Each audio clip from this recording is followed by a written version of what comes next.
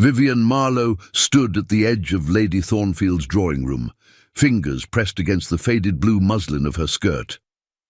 The fabric had been washed so many times, the colour had softened to something nearly grey. 3 small mends dotted the hem. Careful, invisible work she'd done herself by candlelight. No one would notice unless they looked closely. But Vivian had learned that people like Lady Clarissa Thornfield always looked closely. The afternoon sunlight streaming through the tall windows seemed deliberately cruel, illuminating every threadbare patch, every place where the fabric had worn thin. Around her, women glittered in silk and satin, their jewellery catching the light like small fires. Vivian had no jewellery. Her mother's pearls had been sold 2 years ago to pay the apothecary when her father fell ill. Miss Marlowe. Lady Thornfield's voice carried across the room with the precision of a blade. How resourceful of you to attend. I had wondered whether you'd received my invitation. The implication hung in the air, delicate and poisonous. Whether Vivian had anything suitable to wear, whether she belonged here at all. Your invitation was most kind, Lady Thornfield. Vivian kept her voice steady, though her pulse hammered against her throat. She had learned to hold herself very still when humiliation approached, the way a rabbit freezes when it senses the shadow of a hawk. Lady Thornfield's smile didn't reach her eyes. Yes, well, charity has always been important to me. My late husband often said that those of us with advantages must extend grace to those without. The women around them fell silent, teacups suspended, watching.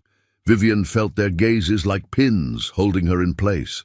She was the entertainment, the object lesson, the reminder of what happened when a family's fortune collapsed and left only a title with no money to support it. Her father had been a baronet, minor nobility with a small estate in Cumberland. When he died 6 months ago, the debts he'd left behind had consumed everything. The estate had gone to a distant cousin. Vivian had been left with her mother, her name, and very little else. They lived now in a rented set of rooms in London, surviving on the grudging charity of relatives who considered them an embarrassment. I am grateful for your grace, Vivian said quietly. Are you? Lady Thornfield's eyes glittered. I do wonder sometimes if gratitude alone is sufficient. After all, society operates on certain standards, certain expectations. Vivian understood perfectly.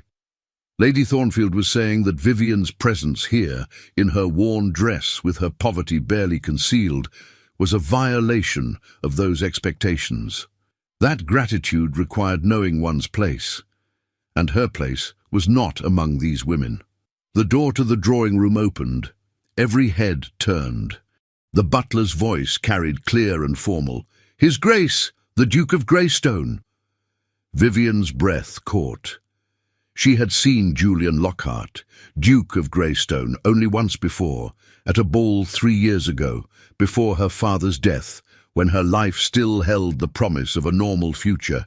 He had been standing near the windows, tall and severe in black evening clothes, his dark hair swept back from a face that seemed carved from marble. He had not smiled. He had not danced. He had simply stood, watching the crowd with eyes the colour of winter storms, and Vivian had thought that he looked like a man who had long ago decided that nothing in the world could surprise him any more. Now he stood in Lady Thornfield's drawing room, and the air itself seemed to change. He was taller than she remembered, broader in the shoulders. His coat was perfectly tailored, his cravat exactly precise, everything about him speaking of wealth and power held under rigid control. But it was his face that held her, not handsome in any conventional sense, but compelling in the way a cliff face is compelling, all hard lines and unyielding strength. His gaze swept the room once, dismissive and thorough. Then it stopped on her. Vivian felt the impact like a physical thing, his eyes, grey, cold, measuring, locked with hers across the crowded room. For a heartbeat, 2 heartbeats, neither of them looked away. She saw something flicker in his expression, some calculation she couldn't read, before his attention shifted to Lady Thornfield. Lady Thornfield.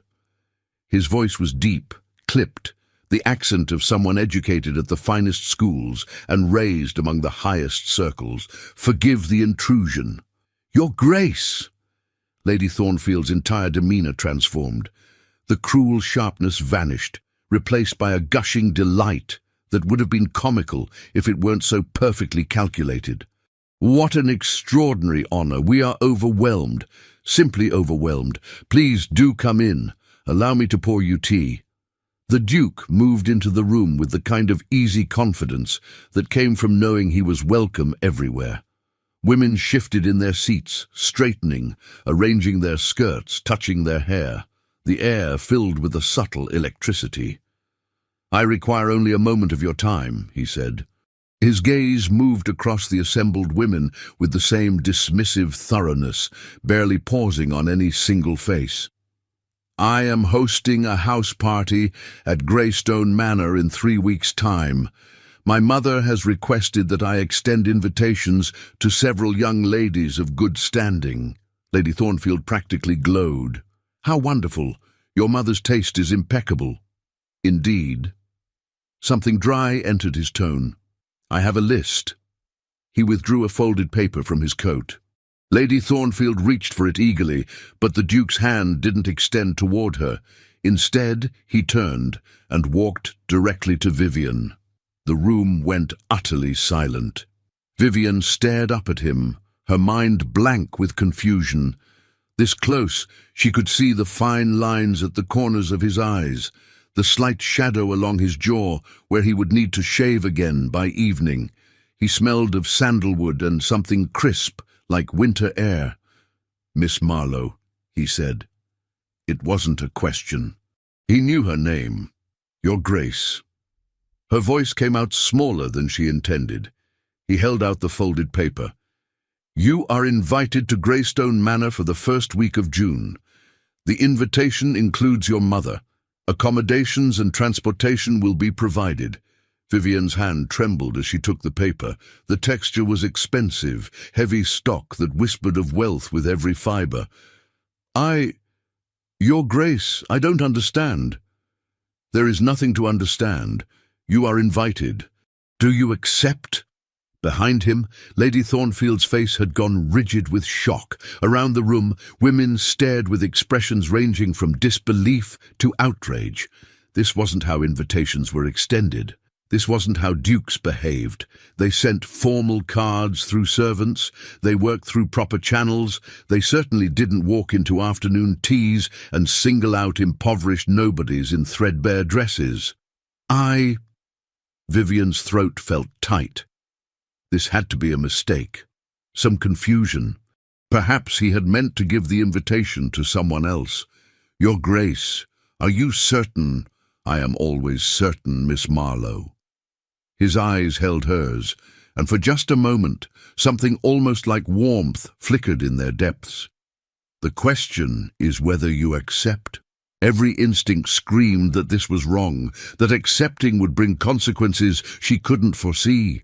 But there was something in his gaze, some quality of absolute conviction that made her believe he knew exactly what he was doing. "Yes," she whispered, "I accept." He nodded once, satisfied. Then he turned to face the room at large, his expression resuming its usual coldness. "Lady Thornfield, thank you for your hospitality. Ladies," and he left. The silence that followed his departure was deafening. Then Lady Thornfield turned to Vivian, and her face was no longer charming or composed. It was furious. "How dare you?" she hissed. Vivian clutched the invitation, her heart racing. I don't know why." "You must have done something, said something, thrown yourself at him somehow." Lady Thornfield's voice rose, losing its cultured smoothness. "Girls like you are all the same. Desperate, grasping, using whatever pathetic means you have to climb above your station." I have never even spoken to His Grace before today. Liar. The word was vicious. "Do you think we're fools? Do you think we don't see what you are?"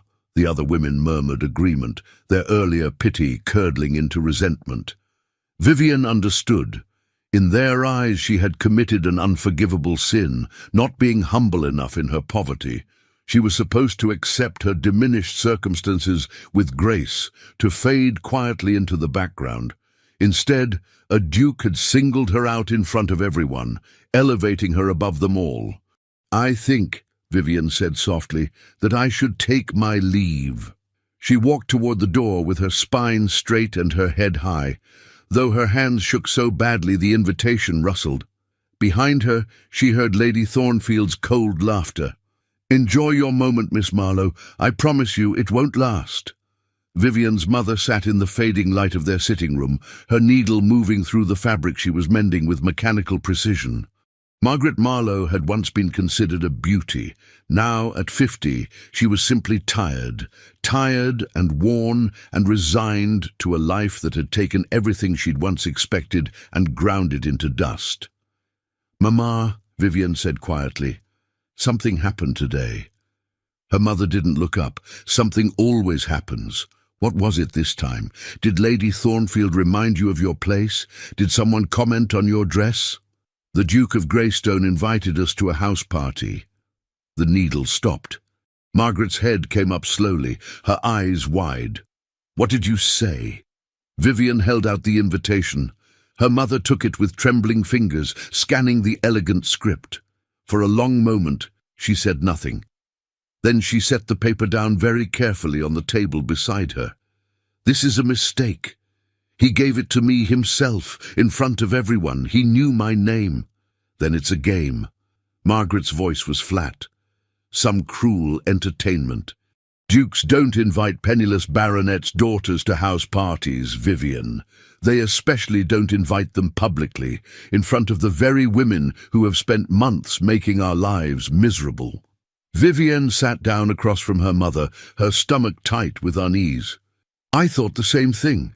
But, Mama," he looked at me, really looked at me, like he saw me. "Men like that don't see women like us, darling. They see opportunities, amusements, mistakes waiting to happen." Margaret's expression softened slightly. "I know you want to believe there's something more to this. But we cannot afford hope. Hope is a luxury for people with resources to fall back on when they're disappointed. What if it's real? Then it's even more dangerous." Her mother picked up her mending again, though her hands shook. "If this invitation is genuine, it means the Duke of Greystone has noticed you. And when powerful men notice powerless women, it rarely ends well for the women." Vivian thought of the Duke's eyes, cold and assessing, of the way he'd walked across that room with absolute certainty, of how every woman there had looked at her with hatred after he left. "Lady Thornfield thinks I must have done something, thrown myself at him somehow. Of course she does.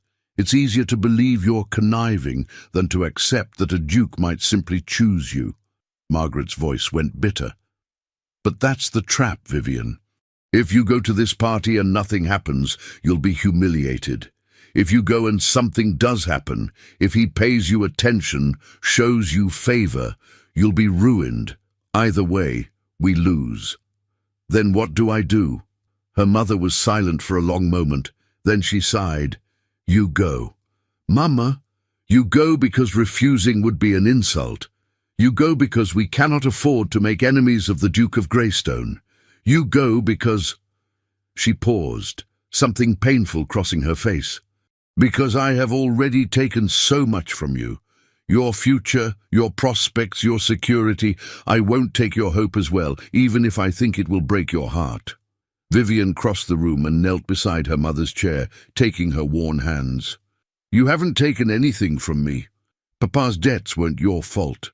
I should have known. Should have stopped him. Should have done something." Margaret squeezed Vivian's fingers. "But I didn't. And now here we are. So yes, go to this house party. Wear the best dress we can manage. Be careful, be smart, and don't—" Her voice broke slightly. "Don't let yourself believe you're anything more to him than a passing fancy. Because when it ends, the fall will destroy you." That night Vivian lay in her narrow bed and stared at the ceiling. Moonlight filtered through the thin curtains. painting patterns on the plaster. She thought about the Duke's face, severe and unreadable, about the way he'd said her name like it was something important. She thought about her oldest dress, chosen so carefully because it was the least worn, the most likely to pass unnoticed, and how he had noticed her anyway, how he had come only for her. The next 3 weeks passed in a strange suspension. Vivienne and her mother worked together to prepare, though preparation with no money was mostly a matter of mending and hoping. They altered the 2 best dresses Vivienne owned, updating them as much as possible with ribbon and lace salvaged from older gowns. Margaret spent hours retrimming a bonnet, her fingers moving with the skill born of necessity. London society, meanwhile, hummed with speculation. Vivienne heard the whispers everywhere she went, at the modiste's shop where she worked 3 mornings a week as a seamstress, at the market, at church. The Duke of Greystone, so famously selective, so notoriously cold, had invited some nobody to his house party. Theories multiplied.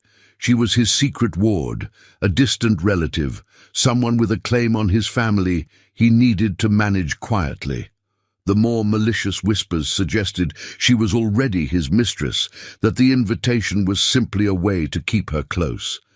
No one seemed to consider that he might simply want her there. Lady Thornfield, Vivienne learned through gossip, had also been invited to the house party. So had her daughter, Clarissa, and a carefully selected group of wealthy, well-connected young women. The house party was clearly intended as a venue for the Duke to select a wife, a duty he'd put off for years but could no longer avoid, which made Vivienne's presence even more inexplicable. "You're to be the comparison," one of the other seamstresses told her with malicious glee. "The poor little thing they'll all look more impressive next to. My lady does it sometimes at her parties, invites someone plain or unfortunate so her daughter shines brighter." Vivienne said nothing. She had learned that defending herself only made things worse. 2 days before the party, a package arrived. It was large, wrapped in brown paper and tied with string. The delivery boy handed it to Vivienne with wide eyes, as if he knew it contained something extraordinary. When she opened it in their sitting room, her hands shook. Inside was a dress, not just any dress, a gown of deep emerald silk that shimmered in the lamplight. The bodice was fitted, elegant but not ostentatious, with delicate embroidery at the neckline and sleeves. The skirt fell in perfect, graceful lines. Underneath lay a matching pelisse, gloves, a bonnet trimmed with ribbon that exactly matched the embroidery, and shoes of soft leather dyed the same rich green. There was no note, no explanation, but Vivienne knew who had sent it. "We can't accept this," Margaret whispered, touching the silk with reverent fingers. "We can't." "I think we have to." Vivienne lifted the dress, holding it against herself. It would fit perfectly. Somehow, without ever taking her measurements, the Duke had known exactly what size she needed. Refusing would be insulting. Accepting makes you beholden. "I'm already beholden, Mama. I accepted his invitation. This is just—" She trailed off, searching for words. "This is him making sure I don't arrive in my oldest dress again." Her mother's eyes filled with tears. Why is he doing this? Vivienne had no answer. Greystone Manor rose from the countryside like something out of a painting, all grey stone and tall windows, surrounded by perfectly manicured grounds that stretched as far as the eye could see. The carriage that had collected Vivienne and her mother from London was the finest vehicle Vivienne had ever ridden in, with velvet seats and brass fittings that gleamed in the sunlight. They were not the first to arrive.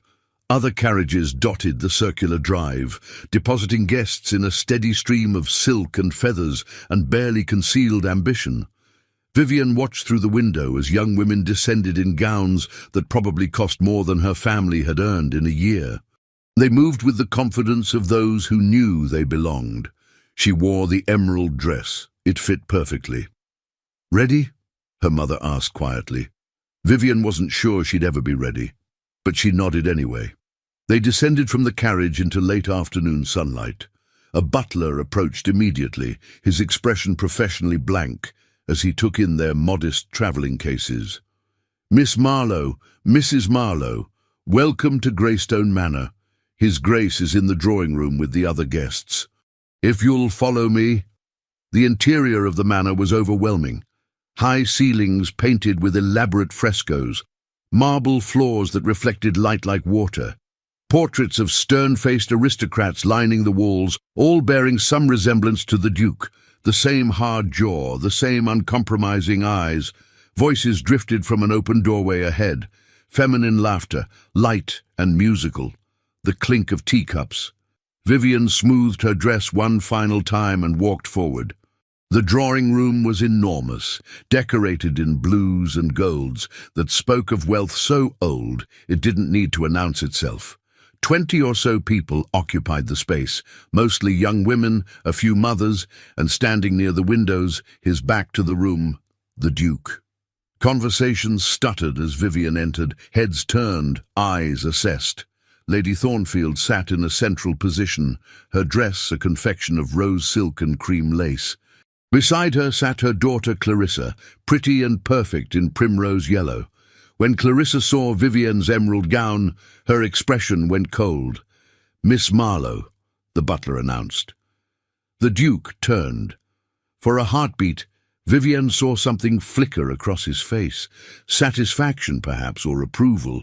Then it was gone, replaced by his usual cool composure. "Miss Marlowe," he crossed the room with deliberate purpose. "You received the package." It wasn't a question. Heat crept up Vivian's neck. "Yes, Your Grace, it was. Extraordinarily generous. It was necessary." His eyes swept over her once, thorough and impersonal. "Green suits you." Behind him, Clarissa made a small sound of outrage. The Duke ignored it. "Allow me to introduce you to the other guests." He offered Vivian his arm. She stared at it for a moment, stunned.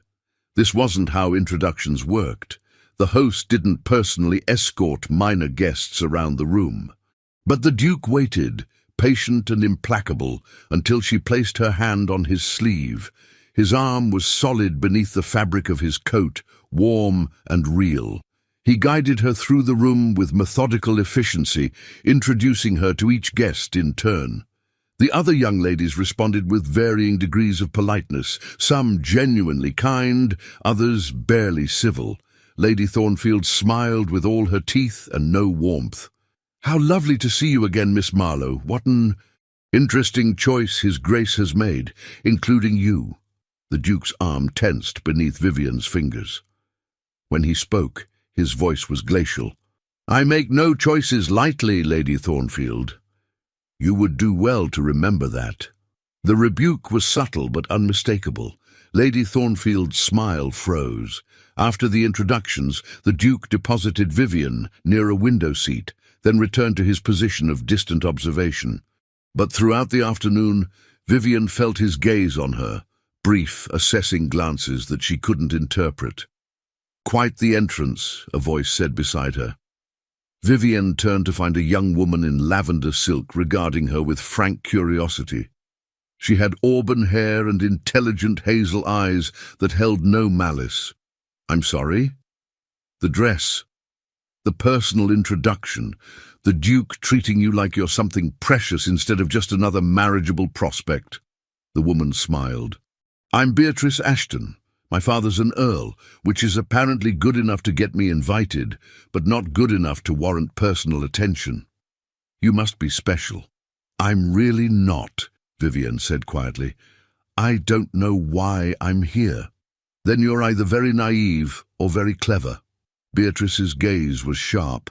"Either way, you've managed what no other woman has in 3 years. You've made Julian Lockhart behave like a human being instead of a marble statue. You know him. Everyone knows of him. Duke at 28 when his father died, inherited a fortune, an estate the size of a small country, and more responsibility than most men twice his age. He's spent the last 7 years being exactly what society expects, cold, proper, perfectly controlled. His mother's been trying to marry him off for years, but he's rejected every candidate." Beatrice leaned closer, her voice dropping. Until now, apparently. I don't think... Oh, you should absolutely think. Because whatever his reason for inviting you, it's making some very powerful women very nervous. And nervous, powerful women are dangerous. As if summoned by the warning, Lady Thornfield's voice rose across the room. Your Grace, Clarissa plays the pianoforte beautifully. Perhaps she might entertain us. The Duke's expression didn't change. If she wishes. Clarissa rose with practiced grace, moving to the instrument. She played well, technically perfect, emotionally empty, but she was beautiful doing it, and she knew it. Midway through the piece, she glanced at the Duke with doe eyes, clearly expecting admiration. He was looking at Vivian. When the performance ended, polite applause filled the room. Lady Thornfield beamed. Wonderful, darling, such accomplishment. Miss Marlowe, do you play? The question was a trap. Vivian's family hadn't been able to afford a pianoforte in years. Even if they could, there had been no money for lessons. No, Lady Thornfield, I'm afraid I don't. Oh. False sympathy dripped from the word. How unfortunate. What accomplishments do you have? Silence fell. Every eye turned to Vivian. She felt the weight of their judgment, their anticipation of her humiliation. What could a penniless nobody possibly offer? Miss Marlowe, the Duke said quietly, reads 4 languages fluently, can calculate complex mathematics faster than my estate manager, and has memorized more poetry than my entire library contains. The room went still. Vivian stared at him, shocked. How did he know these things? She'd never told him. They'd barely spoken. How lovely, Lady Thornfield said with ice in her voice, though one does wonder whether such intellectual pursuits are quite suitable for a young lady. I wonder no such thing. The Duke's tone brooked no argument. Intelligence is considerably more valuable than the ability to play party pieces on a pianoforte. Clarissa went white. Her mother's expression could have frozen water. Beatrice, sitting beside Vivian, made a small sound that might have been a suppressed laugh. When Vivian glanced at her, she was grinning. "Oh, yes," Beatrice whispered. "You're definitely special." Dinner that evening was a formal affair.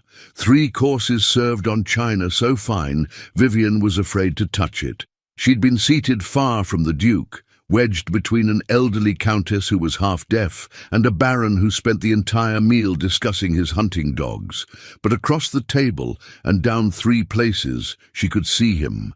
He ate with the same controlled precision he did everything else, engaging in minimal conversation, his attention seeming to drift elsewhere. Every so often, his gaze would move to her, brief and unreadable. After dinner, the ladies retired to the music room while the men remained for port. Lady Thornfield held court from a central position, her dress arranged to best advantage, Clarissa beside her like a pretty doll. "It's so refreshing," Lady Thornfield announced, "to see His Grace finally taking his duties seriously. A man of his position needs an appropriate wife. Someone with the breeding, the connections, and the resources to support his standing." Her eyes flickered to Vivienne. The message was clear. "Indeed," another woman chimed in. "The Duchess of Greystone must be someone beyond reproach, someone society already respects. Someone," Clarissa added sweetly, "who understands what's expected of her, not someone who needs to be taught." Vivian kept her expression neutral, though each word landed like a small cut. She was saved from responding by Beatrice, who stood abruptly. "What fascinating criteria! I had thought a duke might want a wife he could actually stand to talk to, but clearly I've misunderstood marriage entirely." Her tone was light, but her eyes were sharp. "Miss Marlowe, would you walk with me in the conservatory? I find I need air." It wasn't really a request. Vivienne rose gratefully, following Beatrice out of the room. Behind them she heard Lady Thornfield's derisive laugh. The conservatory was glass and moonlight, filled with exotic plants that perfumed the air with strange sweetness. Beatrice walked to the far end before turning to face Vivienne. "They're going to make your life hell, you know." I know. And you still came. I didn't have much choice. Beatrice studied her for a long moment. You could have refused the invitation, sent regrets, claimed illness, and insulted a duke. My mother and I barely survive on charity as it is. Offending someone that powerful would be... Vivian shook her head. We couldn't risk it. So you came, despite knowing you'd be torn apart. I came because I had no other option. That's not entirely true, though, is it? Beatrice's voice gentled. You came because part of you wanted to. Because when he looked at you in that drawing room, you felt something. Am I wrong? Vivian's throat tightened. It doesn't matter what I felt. This isn't about me. It's about him fulfilling his duty by finding a suitable wife from among the appropriate candidates. I don't know what I am. An oddity, a curiosity, or, Beatrice said quietly, you're exactly what he wants, and everyone else is terrified of it. Before Vivian could respond, the door opened. The Duke stood framed in moonlight, his expression unreadable. Miss Ashton, Miss Marlowe.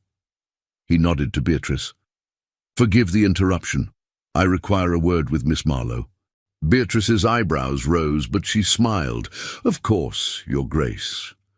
She squeezed Vivian's hand once, quick and encouraging, then swept past him out of the conservatory, leaving Vivian alone with the Duke. He didn't speak immediately. Instead, he walked slowly through the space, examining plants with apparent interest, though Vivian suspected he saw none of them. The silence stretched, taut and heavy. Your Grace, why did you choose that dress? He turned to face her abruptly. For Lady Thornfield's tea, you have others. I've made inquiries. Why that specific dress? Heat climbed Vivian's face. Because it was the least worn, the least likely to draw attention to how little I have. You sought to hide. I sought to survive. Something flickered in his eyes. By making yourself invisible. By not giving people additional reasons to despise me. And yet I saw you anyway. He moved closer, his footsteps quiet on the tile floor. I saw you standing there in your faded dress, holding yourself like a queen despite knowing every woman in that room was judging you. I saw you accept humiliation with grace. I saw strength. Vivian's heart hammered. Your Grace, I don't understand what this is, why I'm here, what you want from me. What I want, he said slowly, is complicated. Then explain it, please. He was silent for a long moment, his jaw tight. When he finally spoke, his voice was low. 3 weeks ago, I attended Lady Thornfield's tea because my mother insisted. She'd heard rumors that Lady Thornfield was positioning her daughter as a potential duchess. I was expected to make an appearance, assess the situation, make my mother happy. He paused, his gaze distant. I walked into that room expecting to see exactly what I always see. Pretty girls performing prescribed roles, saying prescribed things, trying desperately to be what they think I want. And then I saw you. Vivian couldn't breathe. You weren't performing. You weren't trying to impress anyone. You were simply standing there, enduring, and I thought... His voice dropped lower. I thought, there is someone real in this room, someone who isn't pretending. So you invited me here to be, what, a novelty, a contrast to make the others seem more appealing. His eyes snapped to hers, suddenly fierce. I invited you here because I wanted to see if what I glimpsed in that moment was real. If you were real. He took a breath. And because I'm very tired of pretending. The words hung between them, raw and honest. I don't know how to do this, Vivian whispered. I don't know what you expect. I expect nothing. I ask only that you be exactly what you were in that drawing room, yourself. Can you do that? She thought of Lady Thornfield's malice, Clarissa's perfect smile, the weight of every gaze on her dress, her poverty, her unsuitability. Being herself here was dangerous. It invited pain, But standing in the moonlit conservatory, looking at this man who everyone said was cold and unfeeling, seeing something almost like hope in his eyes. "Yes," she said, "I can do that." His expression softened almost imperceptibly. "Good." He left without another word, leaving Vivian alone among the exotic flowers, her heart racing and her mind spinning. She didn't understand what had just happened. She didn't understand what he wanted, what this meant, what would come next. But for the first time since her father died, she felt like someone had seen her, truly seen her, and not looked away. The next morning dawned bright and clear. Vivian woke in a bedroom that was larger than the entire set of rooms she shared with her mother in London. The bed was soft, the linens fine, everything around her speaking of a life she didn't belong to. She dressed carefully in her second-best gown, pale blue muslin, neatly mended, desperately plain compared to what the other guests would wear. But it was hers. Honest. Real. When she descended to breakfast, most of the other guests had already gathered. The morning room was filled with sunlight and chatter, plates piled with food that seemed almost obscenely abundant. The Duke sat at the head of the table, reading correspondence with an expression of mild distaste. He glanced up when Vivienne entered, and something in his eyes warmed fractionally before returning to cool neutrality. "Miss Marlowe, please, sit." There was an empty seat beside Beatrice, who waved her over with enthusiasm. But before Vivienne could move toward it, Lady Thornfield spoke. "Actually, Your Grace, I believe the seating arrangements have already been established. Miss Marlowe's place is at the far end, I'm afraid. We can't disrupt the entire table to accommodate latecomers." It was a small power play, subtle and mean. Vivienne knew if she protested, she'd look demanding. If she accepted it quietly, she'd be establishing herself at the bottom of the social hierarchy for the rest of the visit. The Duke set down his correspondence with deliberate care. "The seating arrangements are mine to establish, Lady Thornfield, and I say, Miss Marlowe sits here." He indicated the chair directly to his left, the place of honor. Lady Thornfield's smile went rigid. "Of course, Your Grace. How silly of me." Vivienne moved to the indicated seat, acutely aware of every eye on her. The chair beside the Duke, the seat that should go to the highest-ranking woman, the most important guest, given instead to a penniless nobody. She sat carefully, her spine straight. The Duke pushed a plate toward her. "The cook makes excellent scones. I recommend them." It was such a normal, almost domestic gesture that Vivienne blinked. "Thank you, Your Grace." "Julian." She stared at him. Around the table, conversation had stopped completely. Every person was listening with barely concealed shock. I couldn't possibly. Among friends, formality is unnecessary. Don't you agree, Lady Thornfield?" It was a challenge, cleverly delivered. If Lady Thornfield agreed, she'd be endorsing Vivian's use of the Duke's given name. If she disagreed, she'd be calling herself an outsider, not a friend. Lady Thornfield's expression could have curdled milk. "Of course, Your Grace." "Excellent." The Duke returned his attention to his correspondence as if nothing extraordinary had just happened. Vivienne picked up a scone with shaking hands. Across the table, Beatrice was grinning openly. The meal continued with forced normalcy. Conversation resumed, though Vivienne could feel the undercurrent of tension running through every word. Plans were discussed for the day, a walk through the grounds, perhaps cards in the afternoon, a formal dinner that evening. "Miss Marlowe," the Duke said quietly, his voice pitched for her ears alone. "Do you ride?" "Not well, Your Grace. Julian." The name felt strange on her tongue, intimate and forbidden. "Then you'll learn. I have an excellent stable. I don't have proper riding attire." "That can be remedied." Before she could protest, Lady Thornfield's voice cut across the table. "Your Grace, I had hoped Clarissa might have the honor of riding with you this morning. She's an accomplished equestrienne, won the ladies' race at the county fair last year." The Duke didn't look up from his plate. Miss Thornfield may ride whenever she wishes. The horses are available to all guests. But surely you plan to lead the riding party yourself? I had not planned any such thing. Oh, Lady Thornfield's disappointment was palpable. I simply assumed— Assumption, the Duke said mildly, is unwise. The rebuke was subtle but clear. Clarissa's face flushed pink with embarrassment. Her mother's lips thinned to a hard line. After breakfast, the guests dispersed. Some headed to the stables, others to the gardens. Vivienne found herself in the library, drawn by the sheer magnitude of books. She'd never seen so many in one place, shelves that stretched from floor to ceiling, filled with leather-bound volumes that smelled of paper and time. She was examining a first edition of Paradise Lost when the door opened. "I thought I'd find you here." The Duke stood in the doorway, still in his breakfast attire, looking oddly relaxed. He entered, closing the door behind him with a soft click. "Your Grace." "Julian." "Julian."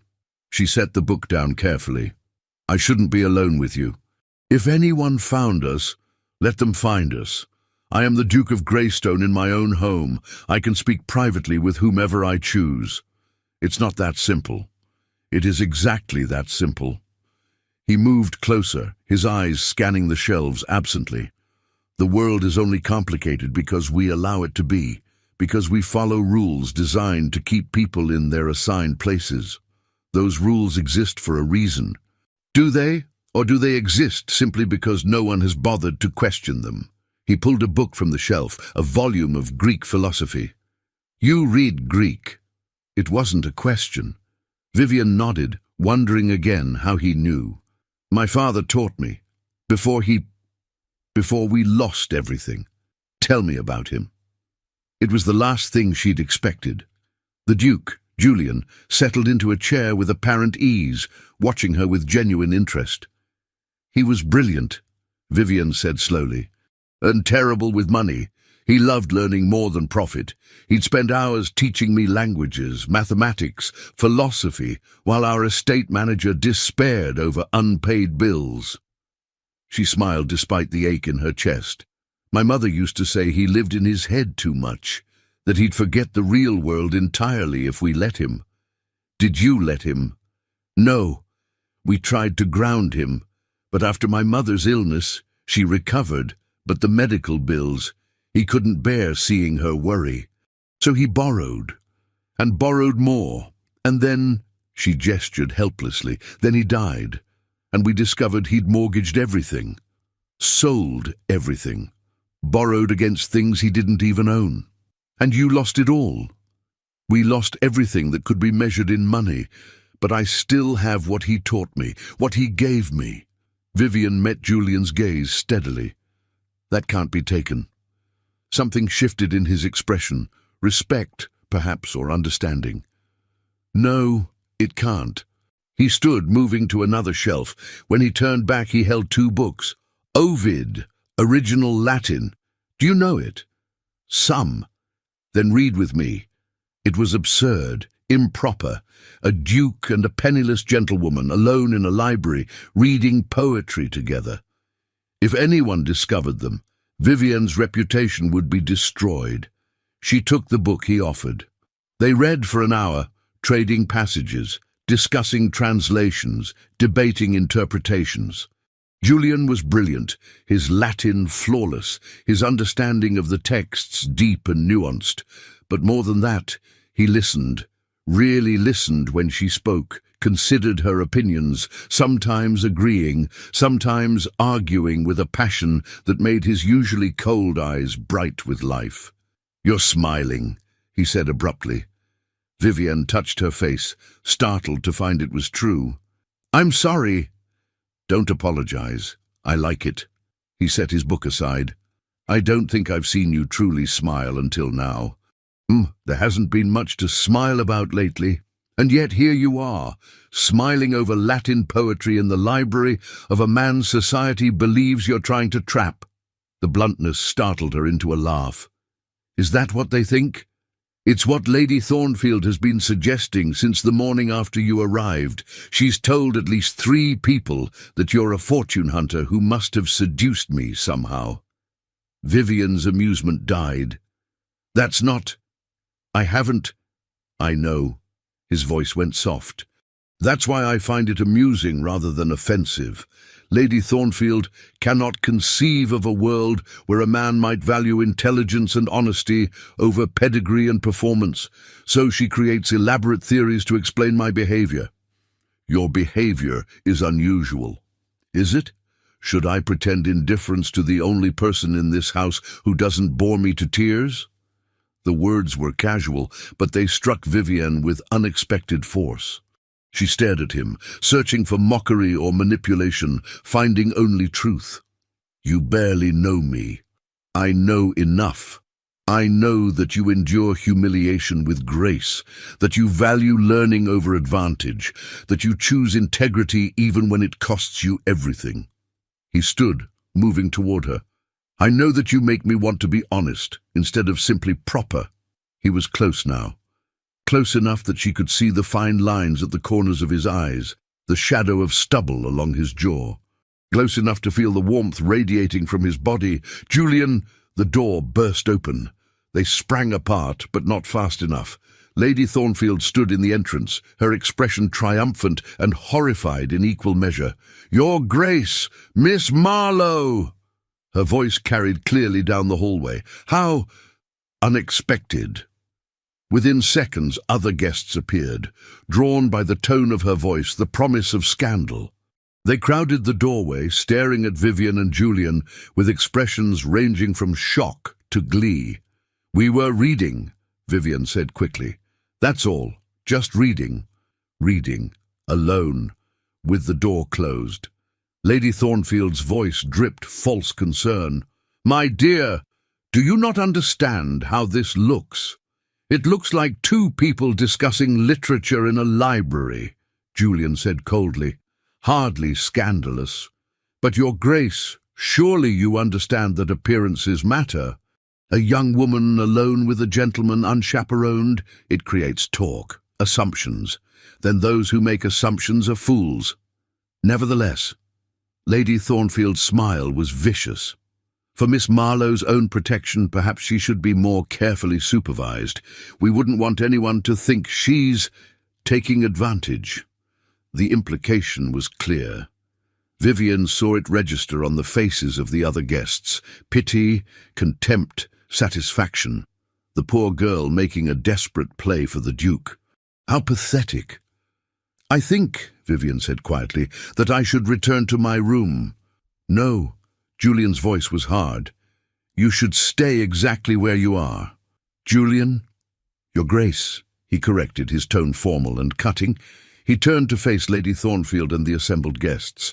"I will say this once. Miss Marlowe is my invited guest. She is welcome in any room of this house at any time. If anyone suggests otherwise, if anyone questions her conduct or her character, they will answer to me personally. Am I understood?" Silence fell. Lady Thornfield went pale. "Of course, Your Grace," she managed. "Excellent. Then perhaps you might all find somewhere else to be. I believe the gardens are lovely this time of day." It was a dismissal. The guests scattered, though their whispers followed them down the hall.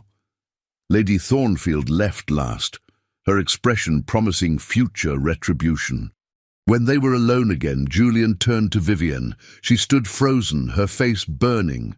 "That was a mistake," she whispered. "What was?" "Defending me like that. Now they'll be certain where—" She couldn't finish the sentence. "Let them be certain of whatever they like. You don't understand. For you, this is nothing. Your reputation is secure. But mine—" Her voice broke slightly. "Mine was already fragile. Now it's destroyed. Then we'll rebuild it." "How? By continuing to spend time alone together? By confirming everything they suspect?" Julian was quiet for a moment. Then he said, "What if their suspicions were correct?" Vivian's breath caught. "What? What if I did want you? What if that was exactly why you're here?" The words hung between them, dangerous and electric. "That's not possible," Vivian said, but her voice was uncertain. "Why not?" "Because you're a duke. Because I'm nobody. Because society has rules about who people like me are allowed to value." He stepped closer. "I told you I'm tired of pretending, Vivian. I meant it." Her name on his lips, informal and intimate, sent heat through her chest. "Even if what you're suggesting were true, it doesn't change reality. You need a duchess with connections, resources, political value. I have nothing to offer. You offer yourself. That's everything. It's not enough. It is for me." The simplicity of the statement undid her.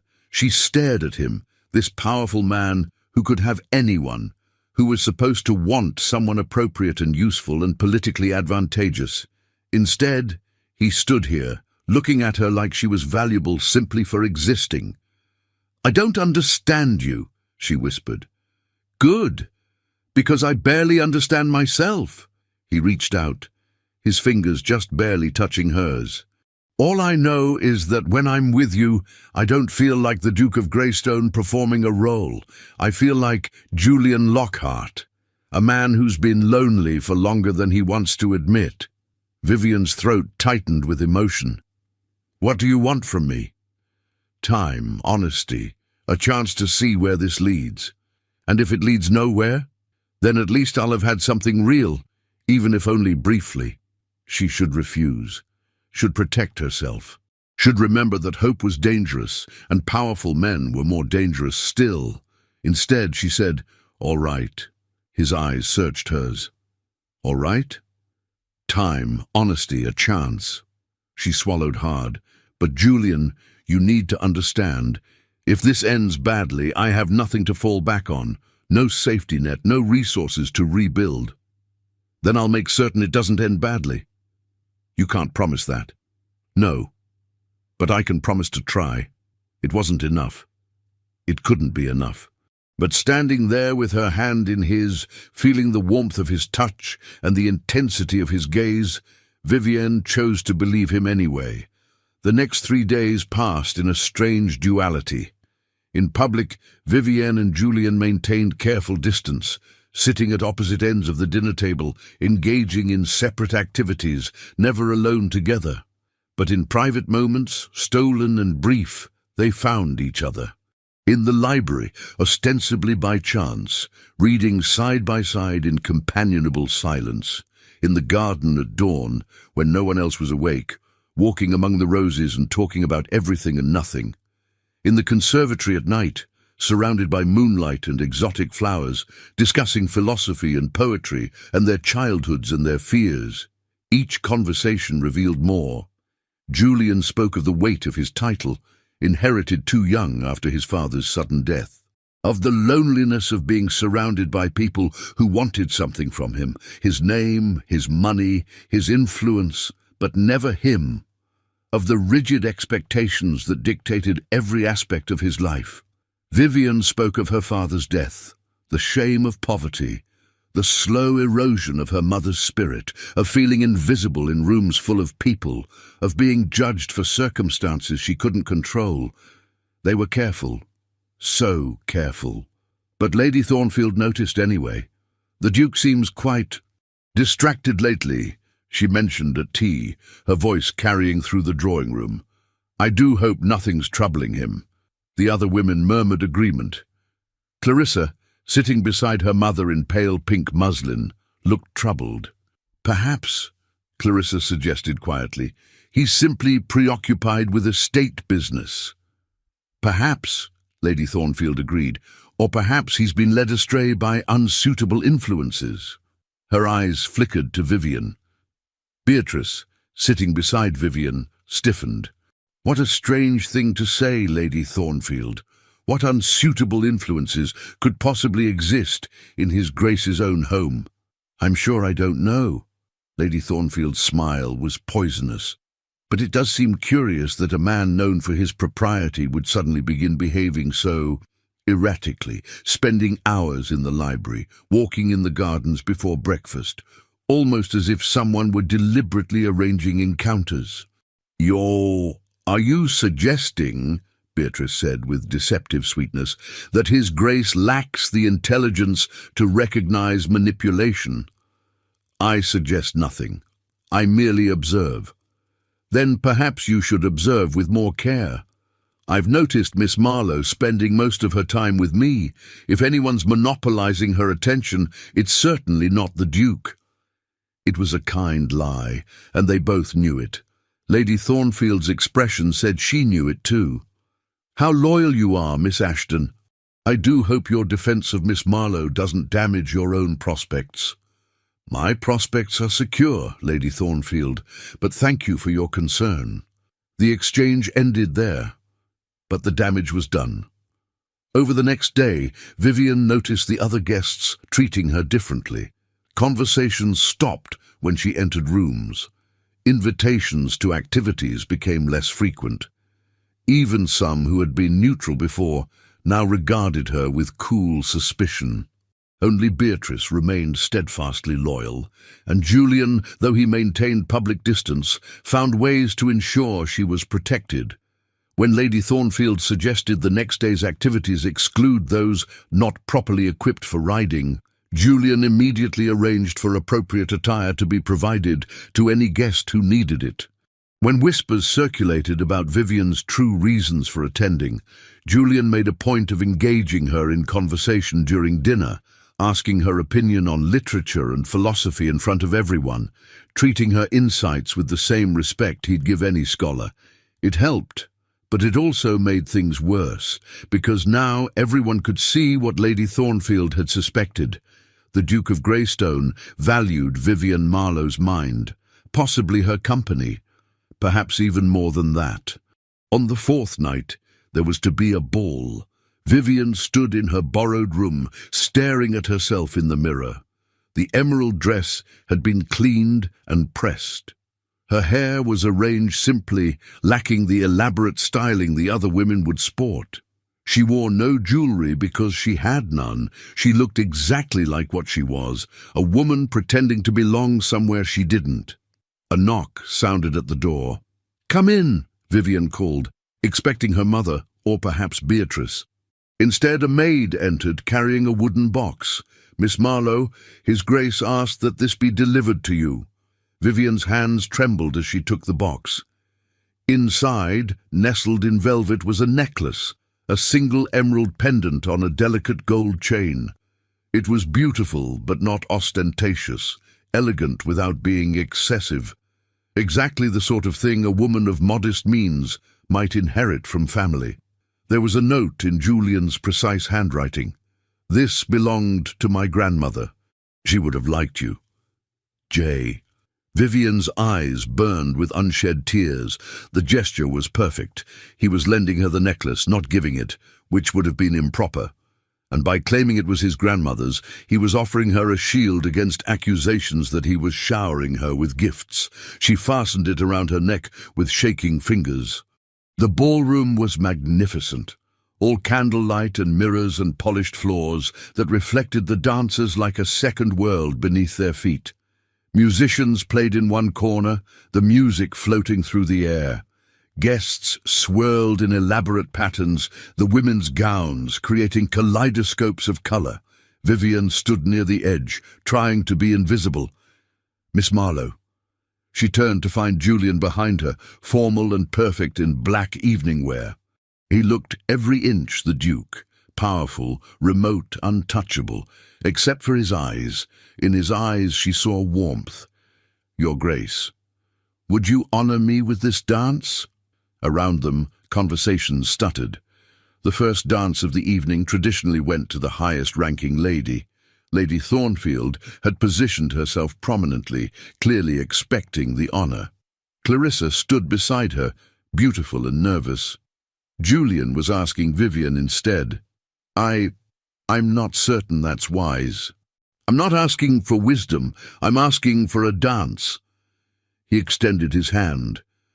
Vivienne looked at it, at his strong fingers, his steady gaze, and thought of all the reasons she should refuse, thought of the scandal it would cause, the whispers it would generate, the final destruction of her already fragile reputation. Then she thought of Julian's words in the library. "I'm tired of pretending." She placed her hand in his. The ballroom seemed to hold its collective breath as Julian led her onto the floor. He placed one hand at her waist, the other clasping her fingers, and suddenly they were moving. Vivian had learned to dance as a child, but she'd had no practice in years. She stumbled slightly. Julian's hand tightened, steadying her. "I have you," and he did.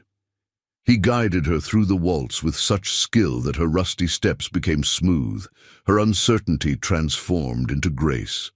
They moved together as if they'd danced 100 times before, his strength supporting her, his presence anchoring her. "Everyone's staring," she whispered. "Let them stare." "Julian, do you know what I see when I look at you?" She shook her head, unable to speak. "I see someone brave enough to endure a room full of people who want her to fail and still hold her head high. I see intelligence and integrity and quiet strength. I see everything I've been looking for and thought I'd never find." "You barely know me." "I know enough, and I want to know more. Everything, every thought, every fear, every dream you've ever had." The music swelled. They turned, and Vivian caught a glimpse of Lady Thornfield's face, white with rage, of Clarissa looking away, her expression crumpling, of the other guests watching with shock and fascination, and in some cases grudging approval. "This will have consequences," Vivian said. "Yes. They'll say terrible things about me, about us. Undoubtedly. And you're willing to accept that?" Julian pulled her infinitesimally closer. Not enough to be improper, but enough that she felt the solid warmth of his body. "For you?" "Yes." The dance ended. Julian bowed, and Vivian curtsied, and for a moment they stood there, hands still linked, the rest of the ballroom fading into insignificance. Then Julian stepped back, releasing her. "Thank you for the dance, Miss Marlowe." The formality was for show, but his eyes said everything else. Vivienne nodded, unable to trust her voice. She retreated to the edge of the room, her heart racing. Beatrice appeared at her side immediately. "Well," Beatrice said, "that was dramatic. That was a disaster. That was a man publicly declaring his interest. Do you have any idea what you've just done?" "Made myself a target. Made yourself untouchable," Beatrice corrected. "The Duke of Greystone just singled you out in front of the entire party. Anyone who attacks you now is attacking him." Vivienne watched Julian across the room. He was dancing now with Clarissa, proper, distant, correct, nothing like the way he'd held Vivienne. "It doesn't matter," Vivienne said softly. "This can't end well." "Why not?" "Because I'm still the penniless baronet's daughter in the borrowed dress. One dance doesn't change that." "No," Beatrice agreed, "but it changes everything else." Vivienne escaped to the garden as soon as she could manage it without being conspicuous. The night air was cool against her flushed skin, the music from the ballroom distant and dreamlike. She walked among the roses, their scent heavy in the darkness, trying to steady her breathing. She'd felt it during that dance, the dangerous pull toward hope, the terrible temptation to believe that maybe, impossibly, Julian's interest was real, that maybe this could be something more than a brief scandal before reality reasserted itself. But reality always reasserted itself. Vivian had learned that lesson thoroughly. "You ran!" She spun. Julian stood on the path behind her, his cravat slightly loosened, his hair disheveled as if he'd been running his hands through it. "I needed air. You needed escape." He moved closer. "From them or from me?"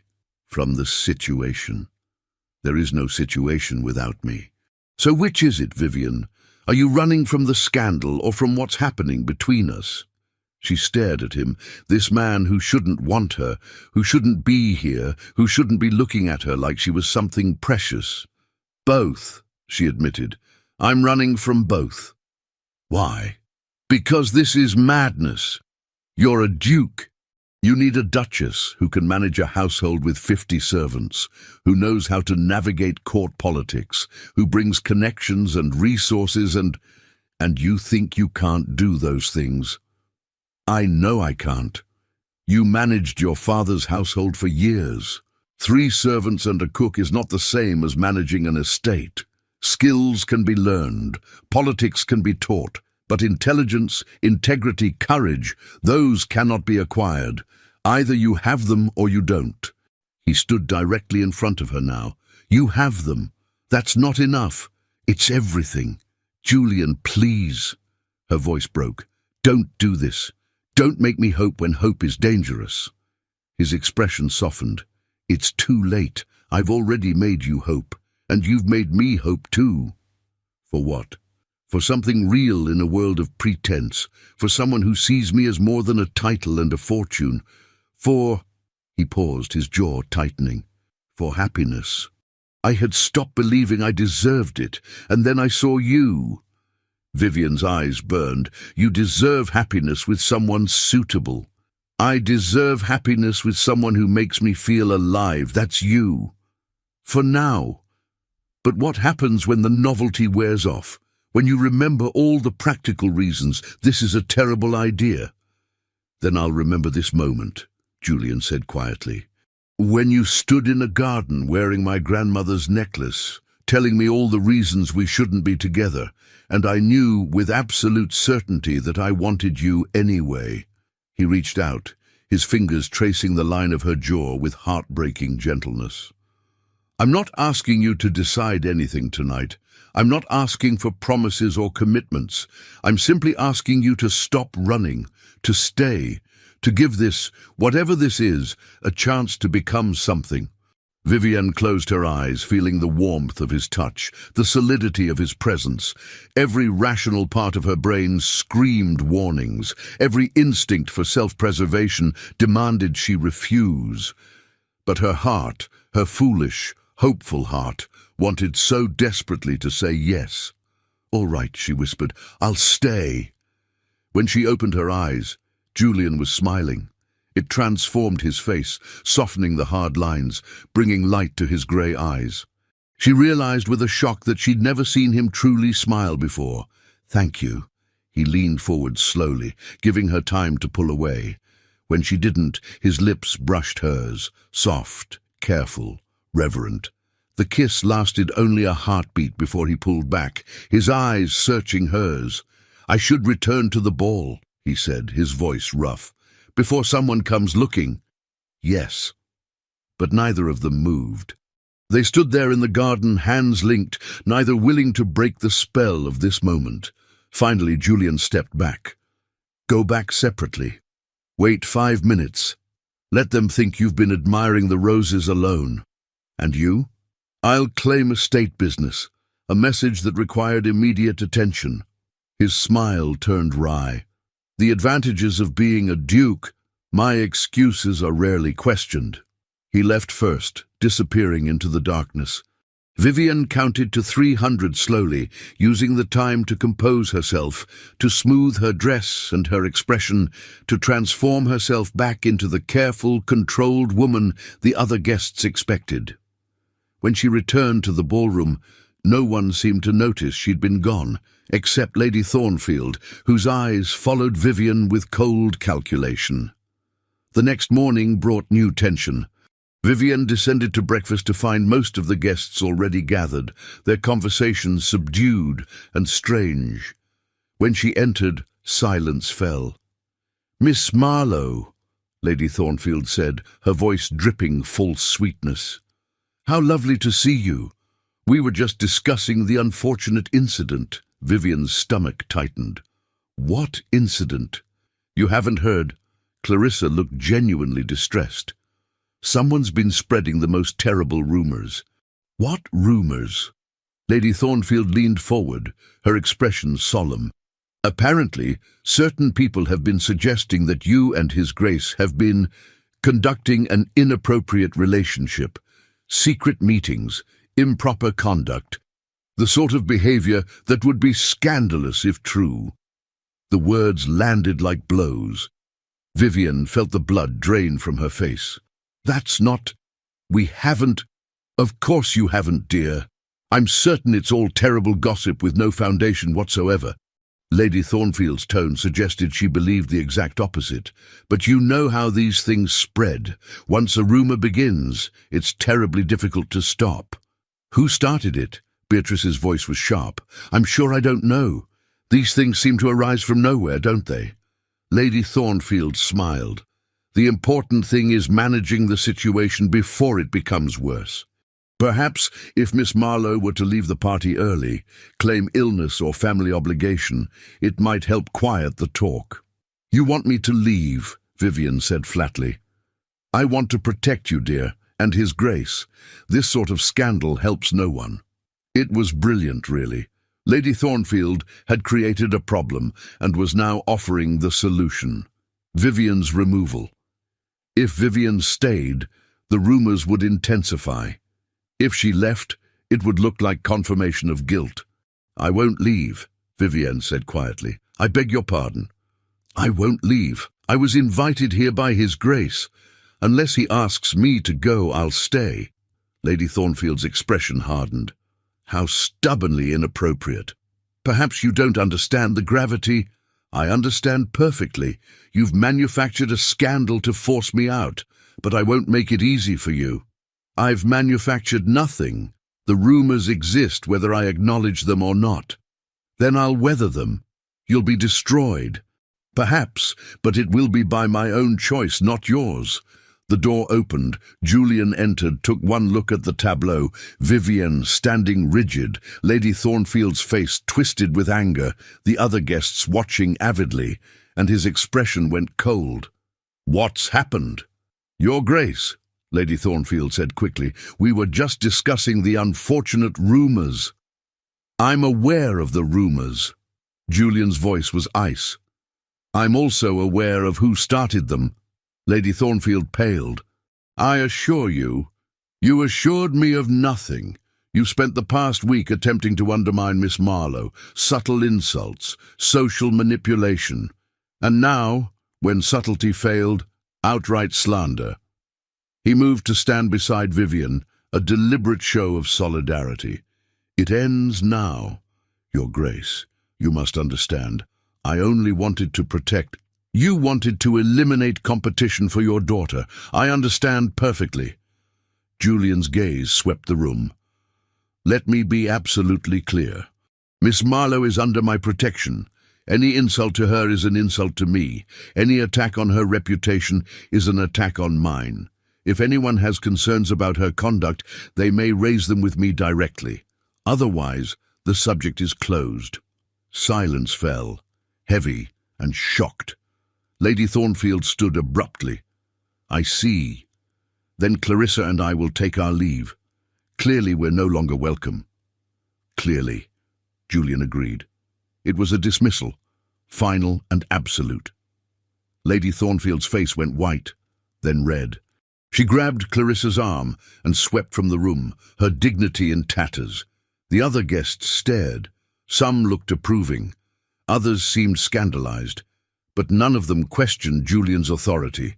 "Now," Julian said calmly, "I believe breakfast is getting cold. Shall we eat?" The spell broke. Conversation resumed, artificial and strained, but functional. Julian guided Vivian to her seat with a hand at her elbow, proprietary, protective, unmistakable in its message. "You didn't have to do that," Vivian whispered as he held her chair. "Yes, I did. She'll make trouble, spread the rumors further. Let her try. No one will believe Lady Thornfield over the Duke of Greystone. Your mother will hear about this." Something flickered in Julian's eyes, concern, perhaps, or resignation. "I know. Will she be angry?" "Undoubtedly. But her anger is not your concern." He moved to his own seat, his expression softening slightly. "Trust me, Vivian. I know what I'm doing." She wanted to believe him, but as breakfast continued, as she felt the weight of every gaze and whisper, she couldn't shake the feeling that they'd crossed a line from which there was no return. Julian's mother arrived that afternoon. The Dowager Duchess of Greystone descended from her carriage like a force of nature, tall, severe, dressed in expensive black silk that rustled with authority. She had Julian's eyes, sharp and assessing, and his commanding presence magnified by decades of wielding power. Vivian watched from an upper window as Julian greeted his mother in the drive. Even from a distance, she could see the tension in his shoulders, the careful formality of his bow. "She's going to hate me," Vivian said to Beatrice, who had joined her at the window. "Probably," Beatrice agreed cheerfully. "Dowager Duchesses generally hate anyone who threatens their carefully laid plans. And you, my dear, are the ultimate threat." "I'm not trying to threaten anything. That's what makes you so dangerous. If you were obviously calculating, she could dismiss you, but you're genuine. Julian's falling for you for real reasons, not manufactured ones. That's terrifying to a woman who spent years trying to arrange an appropriate match." Vivian's stomach churned. "Maybe I should leave before she arrives." "Too late. She's already seen you." The Dowager Duchess's gaze had indeed shifted to the window. For a brief moment her eyes locked with Vivian's across the distance. Then she turned away, saying something sharp to Julian. An hour later, Vivian was summoned to the drawing room. She went alone. Julian had made it clear this was between her and his mother. Beatrice offered to accompany her for moral support, but Vivian refused. Whatever was coming, she needed to face it herself. The Dowager Duchess sat in the drawing room's largest chair, positioned to catch the afternoon light. It was a power play. She looked almost regal, backlit and imperious. Vivian approached and curtsied deeply. "Miss Marlowe, sit." It wasn't a request. Vivian sat in the indicated chair, hands folded, spine straight. "You're younger than I expected," the Dowager Duchess said, "and prettier, though not in any remarkable way. Tell me, what exactly are you doing in my son's house?" "I was invited, Your Grace." "By Julian, yes. Quite publicly, I'm told. Quite deliberately. Why?" Vivian met her gaze steadily. "I believe you should ask him." "I'm asking you. And I'm telling you that His Grace's motivations are his own to share." The Dowager Duchess's eyes narrowed. "You're bolder than you look. Most young women would be terrified right now." "I am terrified," Vivian admitted. "But hiding it seemed more useful than showing it." Something that might have been approval flickered across the older woman's face. "At least you're honest." "Very well. Let me be equally honest. My son needs a duchess, someone with impeccable lineage, substantial dowry, and connections to advance our family's interests. You have none of those things. I know. And yet you're here anyway, accepting his attention, allowing, encouraging a connection that can only end badly." "I didn't encourage anything," Vivian said quietly. "I tried to refuse multiple times. Julian, His Grace, insisted." "Julian insists on many things when he's being stubborn. It doesn't mean those things are wise." The Dowager Duchess leaned forward slightly. "Miss Marlowe, I'm not a cruel woman. I can see you're not a fortune hunter or a schemer. You're simply a girl in an impossible situation, caught between genuine feeling and practical reality. So let me offer you advice. Leave. Now. Today. Before this goes any further." "I can't." "You can. I'll provide transportation, funds, references if you need them for future employment. No one need ever know you left anything but voluntarily." It was, Vivian realized, a generous offer. The Dowager Duchess wasn't trying to destroy her. She was offering an escape route. "Why are you being kind?" Vivian asked. "Because I genuinely want to spare you pain. My son is 7 years into being the Duke of Greystone. He's learned to make hard choices, to prioritize duty over desire. Eventually, he'll remember that. And when he does, where will that leave you?" "I don't know. You'll be ruined, unable to marry anyone appropriate because you've been publicly associated with a duke, unable to find decent employment because of the scandal, left with nothing but memories of a man who couldn't keep you no matter how much he wanted to. The Dowager Duchess's voice gentled. "I've seen it happen before, Miss Marlowe. Save yourself the heartbreak." Vivian thought of her mother's warnings, of Lady Thornfield's predictions, of every practical reason she should accept this offer and walk away. Then she thought of Julian's smile in the garden, of the way he looked at her like she was valuable, of how, for the first time since her father died, she felt like someone saw her. "Thank you, Your Grace, but I'm staying." The Dowager Duchess sighed. "Then you're a fool." "Perhaps, but it's my choice to be foolish." "At least you're clear-eyed about it." The older woman stood, signaling the conversation's end. "Very well. Stay. But understand this, I will do everything in my power to end this attachment. Not because I dislike you, but because I love my son, and I won't watch him throw away his future for a passing infatuation." Vivian rose, curtsying again. "I understand, Your Grace." "Do you? I wonder?" The Dowager Duchess moved toward the door, then paused. "My husband chose duty over love. He was miserable for 30 years. I'm trying to spare Julian that fate. By forcing him into the same choice? By ensuring he makes the right one." She left. Vivian stood alone in the drawing room, shaking with delayed reaction. She'd expected cruelty and found something more complicated. A mother trying to protect her son, using the only weapons she had. It didn't make it hurt less. That evening, Julian found Vivian in the library. She was sitting by the window, not reading, just staring out at the darkening grounds. "My mother spoke with you." "Yes. What did she say?" Vivian turned to face him. "She offered me money to leave. When I refused, she promised to do everything possible to end our whatever this is." Julian's jaw tightened. "She had no right. She had every right. She's your mother. She wants what's best for you." "She wants what's appropriate for me. There's a difference." Is there?" Vivian stood, moving closer. "Julian, be honest. In your world, are they different things?" He was silent for a long moment. "I want them to be." "That's not an answer." "It's the only answer I have right now." He reached for her hand, his fingers warm and strong. "Vivian, I know this is complicated. I know there are obstacles, practical, social, familial. But I also know that I've spent most of my adult life doing what's expected, being what's appropriate and feeling nothing. And then I met you, and I make you feel something. You make me feel everything."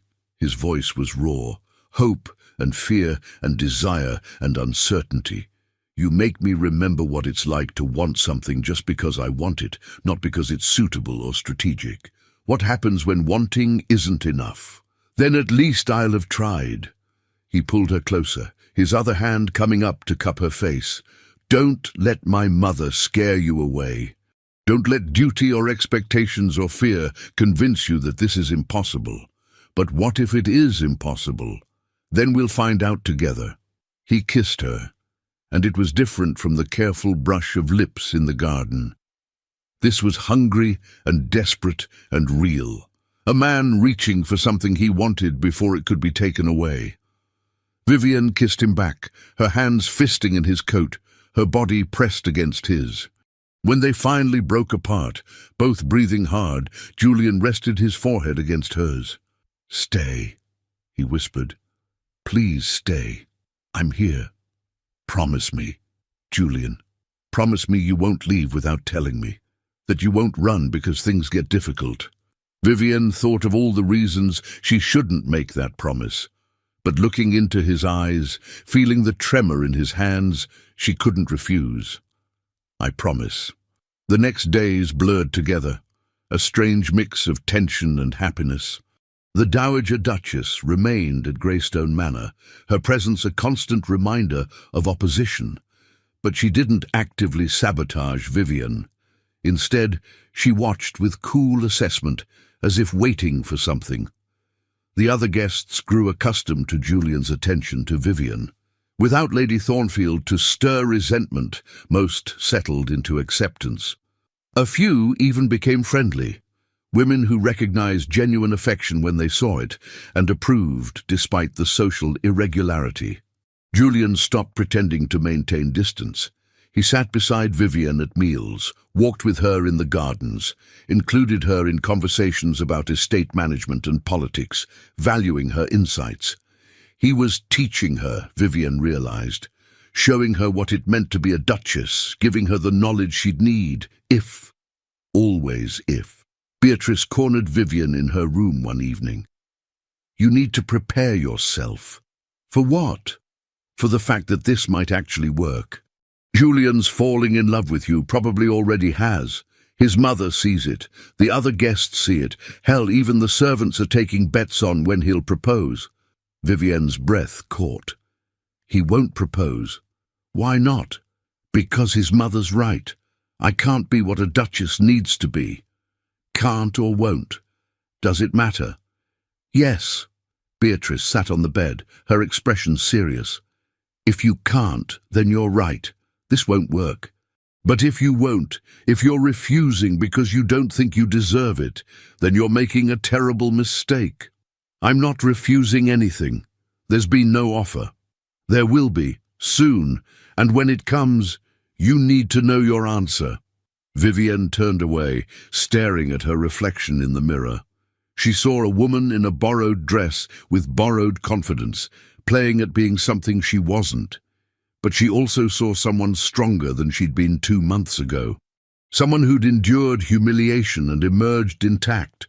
Someone who'd learned that value didn't come from social position or wealth. Someone who might, just might, be enough. I don't know my answer, she admitted. Then figure it out, because Julian deserves to know whether you're willing to fight for this as hard as he is. The crisis came 3 days later. Vivian was in the morning room when the butler announced a visitor, Mr. Edmund Hartwell, Lady Thornfield's brother and a noted gossip columnist. He swept in with an oily smile, looking around the assembled guests with barely concealed glee. Ladies, your grace. He bowed to the Dowager Duchess. What an honor. I do hope I'm not interrupting. What do you want, Edmund? The Dowager Duchess asked coolly. Simply to verify a story I've heard about your son and a certain young lady of limited means. His gaze slid to Vivian. Rumors suggest the Duke has developed an inappropriate attachment. I wanted to confirm before I publish. The room went utterly silent. Publish what? Julian's voice came from the doorway. He entered, his expression dangerous. What exactly do you plan to write? The truth, your grace, that you've been conducting an affair with Miss Marlowe, that you've showered her with gifts, shown her outrageous favoritism, and generally behaved in a manner unbefitting your station. Everything you've described is fabrication. Is it? Multiple sources confirm seeing you alone together, in the library, the garden, the conservatory. Hartwell's smile widened. Of course, if Miss Marlowe would care to make a statement denying any impropriety, it was a trap. If Vivian denied involvement, she'd be calling Julian a liar. If she admitted to spending time with him, she'd be confirming the affair accusations. Miss Marlowe has nothing to state, Julian said coldly. Nor do I. Your sources are gossips, and your story is slander. Then you won't mind if I publish. I mind very much. But I won't dignify your threats with negotiation. Hartwell's expression turned ugly. You think your title protects you from truth? I'll write what I know. Your little dalliance with this nobody will be in every paper in London by week's end. Then write it, Julian's voice was steel, and deal with the consequences when I sue you for libel. On what grounds? On the grounds that Miss Marlowe and I have conducted ourselves with complete propriety. Any suggestion otherwise is false and damaging to both our reputations. Can you prove propriety? Can you prove impropriety? Because I assure you, when this reaches court, you'll need more than the word of a disgruntled social climber. Hartwell's face reddened. He turned to the other guests. Did any of you see something? Anything that might confirm? Mr. Hartwell. The Dowager Duchess's voice cut across his pleading. I have been in residence here for a week.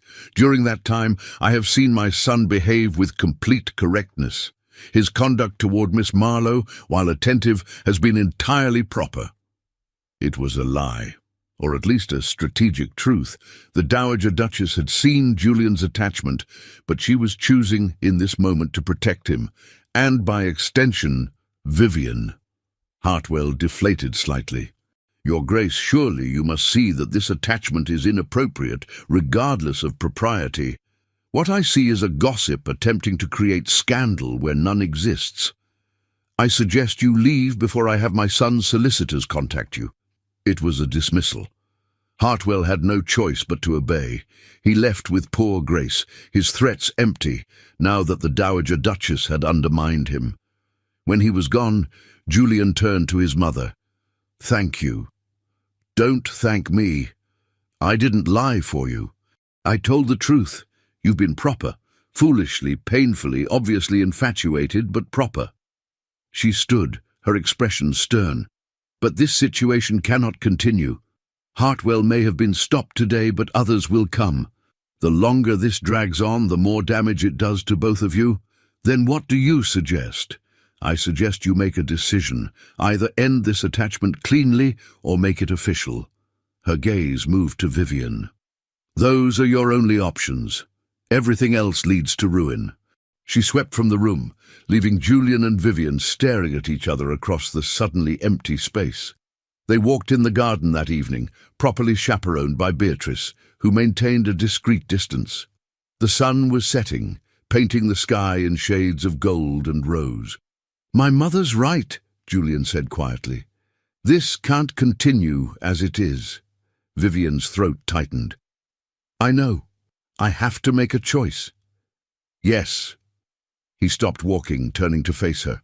But it's not just my choice to make. It's yours too. What do you mean? If I propose, if I ask you to be my Duchess, what would you say? The question hung between them, enormous and terrifying. I don't know, Vivian whispered. Then let me make it easier. Let me tell you what marrying me would mean. Julian's voice was steady, but she could see the tension in his shoulders. It would mean becoming Duchess of Greystone, managing a household with more servants than you've ever met, hosting political dinners and social events where one wrong word could have diplomatic consequences. It would mean living under constant scrutiny, with every action judged and analyzed. It would mean giving up any semblance of privacy or normal life. That sounds terrible. It is, often. But it would also mean... He took her hands. It would mean waking up beside me every morning. It would mean having the resources to help people, to make real change. It would mean a partnership, Vivienne. Not just a marriage of convenience, but a genuine collaboration between two people who value each other. Your mother will never accept me. My mother will learn to accept you, or she won't. But her opinion doesn't change mine. Society will talk. Society always talks. Eventually they'll find something else to discuss. Vivian pulled her hands free, walking a few steps away. Her mind raced with fears and possibilities, all tangling together. What if I'm not good enough? What if I fail? Then you'll learn and try again. That's what everyone does, Vivian. No one is born knowing how to be a duchess. My mother learned. My grandmother learned. You'll learn too. But they had training, preparation. I have nothing. You have intelligence, courage, and me. He moved behind her, not touching, but close enough that she could feel his warmth. I won't let you fail. I won't let you face anything alone. She wanted so desperately to believe him. Why me? She asked, her voice breaking. Why not someone easier, someone suitable? Because suitable women bore me to tears. Because easy isn't what I want. Because you, his voice roughened, because you make me want to be better than I am. You make me believe that duty and happiness don't have to be mutually exclusive. Vivienne turned to face him. In the fading light, he looked younger, more vulnerable. This powerful man, who could command armies and influence Parliament, was standing before her, asking her to take a chance on him. On them. "I'm scared," she admitted. "So am I. What if we fail? What if this destroys us both? Then at least we'll have tried." He reached out, brushing a strand of hair from her face. "I would rather live 1 year with you and fail than spend 50 years being appropriately miserable with someone else. That's not rational. No, it's not. It's hope. It's belief in something better than what's expected." His eyes held hers. "Stay with me, Vivian, not as a guest or an attachment or a scandal. Stay as my wife, my duchess, my partner." It wasn't a formal proposal. There was no ring, no bended knee. But it was real. More real than anything Vivian had ever experienced. She thought of her mother's warnings, of the Dowager Duchess's predictions, of every logical reason to refuse. Then she thought of Julian's smile, of reading Latin together in the library, of feeling for the first time like someone truly saw her. "Ask me properly," she said. His eyes widened. "What? If you want me to say yes, ask me properly." A smile broke across his face, brilliant and transforming. He dropped to one knee right there in the garden, heedless of the dirt on his expensive trousers. Behind them, Beatrice made a small, squeaking sound. "Vivian Marlowe," Julian said, his voice carrying clearly in the evening air, "will you do me the extraordinary honor of becoming my wife?" Vivian looked down at him, this duke who could have anyone, this man who'd chosen her anyway, and felt something shift in her chest. Not the death of fear, but something stronger rising to meet it. "Yes," she said, "yes, I'll marry you." He stood, swept her into his arms, and kissed her with such joy that Vivian felt it echo through her entire body. Around them, the garden seemed to glow with sunset light, transforming everything into gold. When they finally broke apart, both breathing hard and grinning, Beatrice applauded.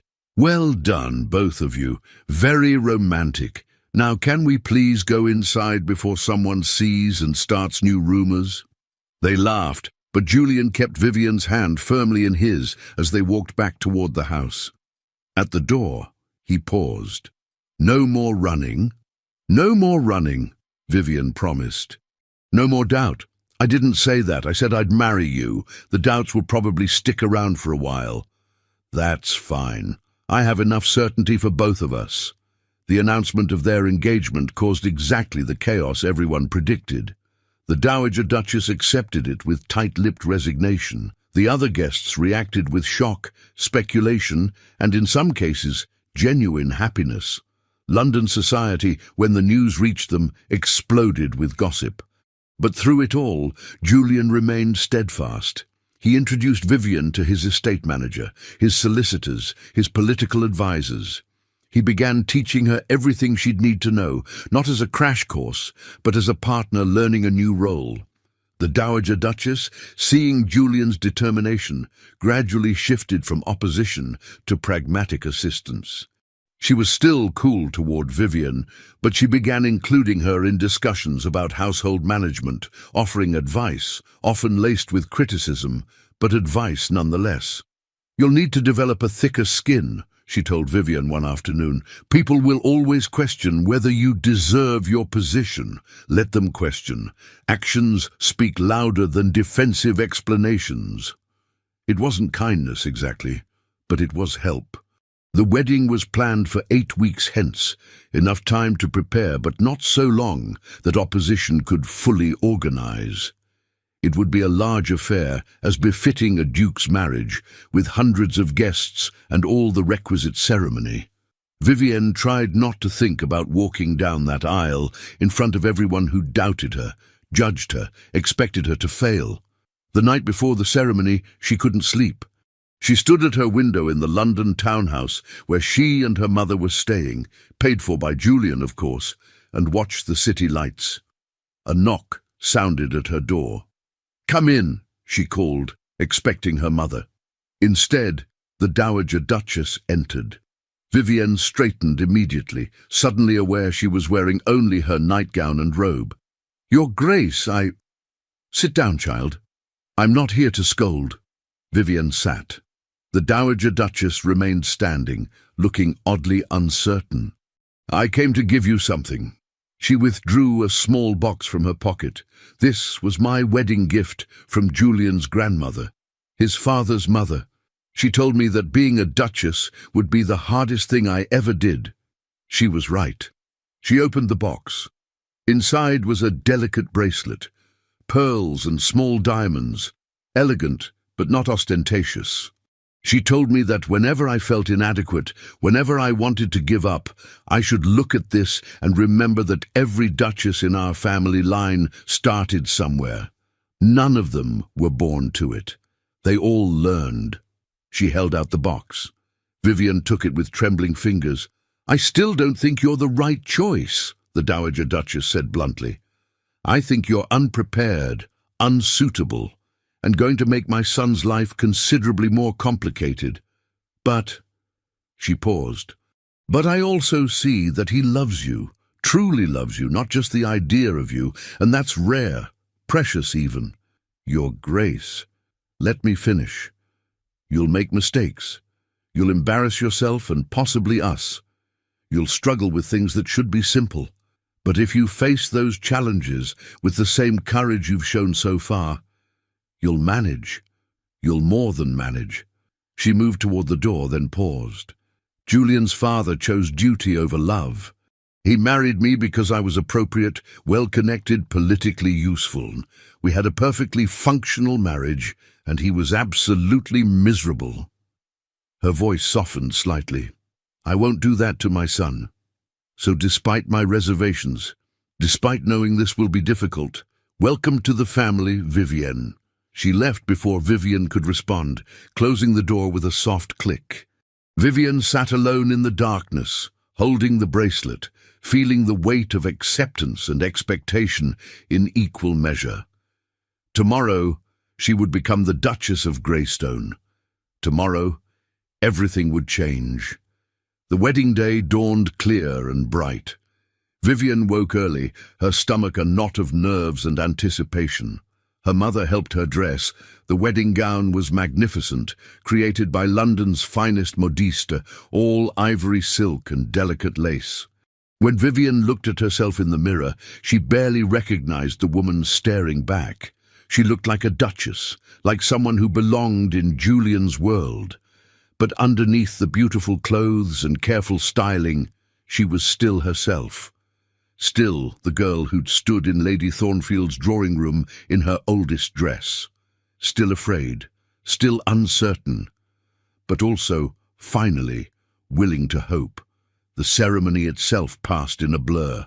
Vivienne had vague impressions of hundreds of faces watching as she walked down the aisle, of Julian's expression when he saw her, wonder and joy, and something deeper she couldn't name, of speaking vows that would bind their lives together, of his ring sliding onto her finger, heavy with meaning and promise, of his kiss when the priest pronounced them married, gentle and reverent and full of future. The reception was overwhelming, endless receiving lines, toast after toast, people whose names and titles blurred together. But through it all, Julian stayed beside her, his hand steady at her back, his presence anchoring her when the enormity threatened to overwhelm. At one point, Lady Thornfield appeared in the receiving line. She curtsied with cold correctness. "Your Grace," she said to Vivienne, the title clearly bitter on her tongue. "How fortunate you are." "Indeed," Vivienne replied quietly. "How fortunate we both are, His Grace and I." Lady Thornfield's lips thinned, but she moved on without further comment, disappearing into the crowd. Later, much later, after the last guests had departed and the celebration had finally ended, Julian led Vivienne to their private chambers. She stood in the center of the room, suddenly shy, despite everything they'd shared. "Hello, wife," Julian said softly. "Hello, husband." He crossed to her, his hands gentle as he began removing her hairpins, letting her hair fall loose around her shoulders. "Regrets?" he asked. Terrified, she admitted, but no regrets. Good, because I have plans for us, Duchess. Oh? I plan to make you happy, to challenge you and support you and occasionally argue with you about Latin translations. He smiled. I plan to build a life where you never have to wear your oldest dress unless you want to. Where you never have to wonder if you're valued. That's quite an ambition. I'm quite an ambitious man. She laughed, and he captured the sound with a kiss. When they finally pulled apart, both of them flushed and breathless, Vivian rested her head against his chest. You know everyone will be watching, she said quietly, waiting to see if I fail. Then we'll prove them wrong, together. You make it sound simple. It won't be simple. It will be hard and complicated and sometimes painful. But Vivian, he tilted her face up to meet his gaze, you've already survived the hardest part. You've survived being underestimated, dismissed and judged. You've survived losing everything and rebuilding from nothing. Being a duchess, that's easy compared to what you've already done. She wanted to believe him. More than that, standing here in his arms, feeling the steady beat of his heart beneath her palm, she found that she almost did. I'm still scared. Good. Fear means you care about doing this right. I'd be worried if you weren't scared. Are you scared? Terrified, he admitted. But not of failure. I'm scared of losing you, of somehow failing to give you the life you deserve. Vivian pulled back slightly, looking up at him. This powerful man who defended her, chosen her, married her, he was scared too. Somehow that made everything better. Then I suppose we'll be scared together. That sounds perfect.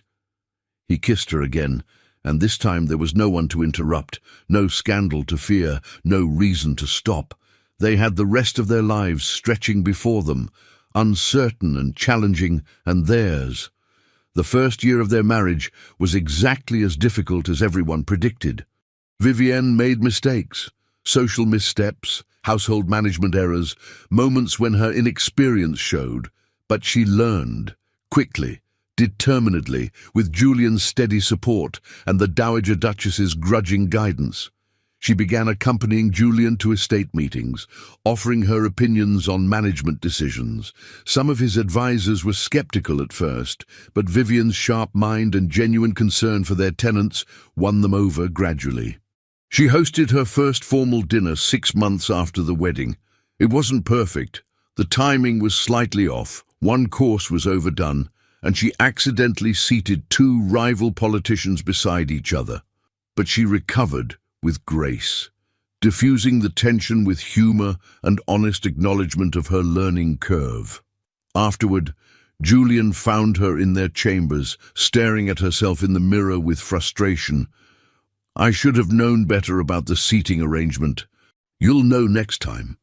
What if there are too many next times? What if I keep making mistakes? He came up behind her, his arms circling her waist. Then you'll keep learning. Vivian, do you know what I heard tonight? I heard Lord Manchester tell his wife that our new Duchess is refreshingly genuine. I heard Lady Pemberton say she'd rather attend one of your imperfect dinners than a dozen perfectly executed but soulless events. They were being polite. They were being honest. You're not perfect, and people appreciate that. You're real. You make mistakes and own them and try harder next time. That's more valuable than flawless execution. She turned in his arms, looking up at him. I want to be worthy of you. You already are. You were worthy the moment I saw you in that drawing room, standing tall despite everything trying to diminish you. I wasn't wearing my oldest dress for you. I know. You were wearing it for yourself, choosing survival over visibility. But I saw you anyway. He smiled. You couldn't hide from me even when you tried. A year to the day after their wedding, Julian surprised Vivienne with a gift. He led her to a small building on the edge of the estate, formerly a hunting lodge, now renovated into something else. What is this? Vivian asked. Your project, if you want it. He opened the door. Inside was a school. small but beautifully equipped, with desks and books and maps and globes. Everything a child would need to learn. "I thought," Julian said quietly, "that you might want to teach. Girls from the estate, from the village, girls who wouldn't otherwise have access to education. You could teach them Latin and Greek and mathematics, all the things your father taught you." Vivian stared at the space, her throat tight with emotion.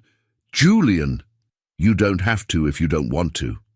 This is your choice, not an obligation. But I know how much learning meant to you. I thought you might want to share that." She turned to him, tears streaming down her face. "It's perfect." The school opened 3 months later. Vivienne taught 4 days a week, working with girls aged 8 to 16. Some came from tenant families, others from the village. A few travelled from farther away, daughters of families who'd heard about the Duchess of Greystone teaching personally. She loved it. Every challenging lesson, every breakthrough moment, every girl who discovered she was capable of more than she'd imagined. It filled something in Vivienne that she hadn't realized was empty. The Dowager Duchess, visiting one afternoon, stood at the back of the classroom watching Vivienne teach Greek to a dozen attentive girls. "You've surprised me," she said afterward. "How so?" "I thought you'd focus entirely on being Duchess, on conforming to expectations. Instead, you've created something uniquely yours." The older woman's expression was complicated, not quite approval, but close. Julian's grandmother did something similar. She opened a hospital for tenant families. His great-grandmother established a library. Strong duchesses always leave their mark. I'm not trying to leave a mark, I'm just trying to help. That's what makes it matter. The Dowager Duchess paused at the door. "I was wrong about you, Vivienne. Not completely. You're still occasionally inappropriate, and your table settings still need work, but you're exactly what Julian needed, what this family needed." It was the closest thing to full acceptance Vivienne had ever received from her. She treasured it. 2 years into their marriage, Vivienne discovered she was pregnant. She told Julian in the library, their space where everything important between them had always happened. He stared at her for a long moment, then swept her into his arms, holding her so tightly she could barely breathe. "I'm going to be a father. Yes, we're going to have a child. That's generally how it works." He pulled back, his eyes suspiciously bright. "I'm terrified. Me too. What if I'm terrible at it?" "Then you'll learn. That's what we do." She smiled. "We learn together." Their daughter was born on a rainy autumn evening, small and perfect and squalling with healthy lungs.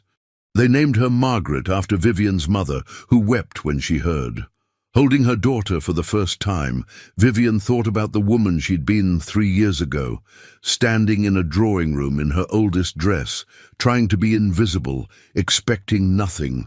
That woman wouldn't recognize who Vivian had become, duchess, teacher, mother, someone who belonged not because she'd changed herself to fit, but because she'd been brave enough to remain herself until the world made space. "What are you thinking?" Julian asked, sitting beside her on the bed, his eyes never leaving their daughter's face. "That I almost ran away. So many times. But you didn't." "No, I stayed." She looked at him, this man who'd seen her when she was trying to hide, who'd chosen her when it made no sense, who'd built a life with her despite every obstacle. "I stayed, and it was the best decision I ever made." "Second best," Julian corrected. "What was the first?" "Wearing that old dress to Lady Thornfield's tea. If you'd tried to impress me, I might never have noticed you." Vivian laughed softly. "That's ridiculous." "That's true." He leaned over to kiss her gently. "You chose your oldest dress, thinking it would help you disappear. Instead, it brought us together. Because you came only for me." Their daughter stirred, making a small sound. Julian touched her tiny hand with one finger, his expression full of wonder. "She's perfect. She's ours." Over the following years, their family grew. A son, then another daughter.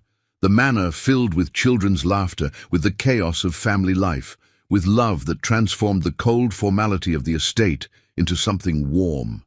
Vivian's school expanded. More girls came, some staying for years, others just for seasons. She watched them grow and learn and transform, watched them discover their own strength. Several went on to become teachers themselves. One became a physician, another a published author. "You're changing the world," Julian told her one evening, watching her grade essays by lamplight. "I'm teaching Latin to tenant farmers' daughters, hardly world-changing. You're showing them they're capable of more than society says they should be. That's everything." He was right, Vivian realized. She was giving these girls what her father had given her, the knowledge that their minds mattered, that intelligence and curiosity and determination could open doors society tried to keep closed. She was proving that you didn't have to be born into the right family or have the right connections to be valuable. You simply had to be brave enough to try. 5 years after their wedding, Lady Thornfield appeared at one of Vivian's charity events. She was older now, her beauty fading. Her daughter Clarissa married off to a baron and living in the countryside. Lady Thornfield had lost much of her social power, the consequences of spreading malicious gossip about a duchess. She approached Vivian during a quiet moment, her expression carefully neutral. "Your Grace, the event is lovely." "Thank you, Lady Thornfield." An awkward silence fell. Then Lady Thornfield said quietly, "I owe you an apology for what I said, what I did, at the tea, at the house party, all of it." Vivian studied her. She saw no calculation in Lady Thornfield's face now, only weariness and regret. "Why now?" Vivian asked. "Because I've had 5 years to watch you prove me wrong about everything. You're not a fortune hunter. You're not unworthy. You're—" Lady Thornfield's voice caught slightly. "You're exactly what a duchess should be. And I was cruel because I couldn't see it.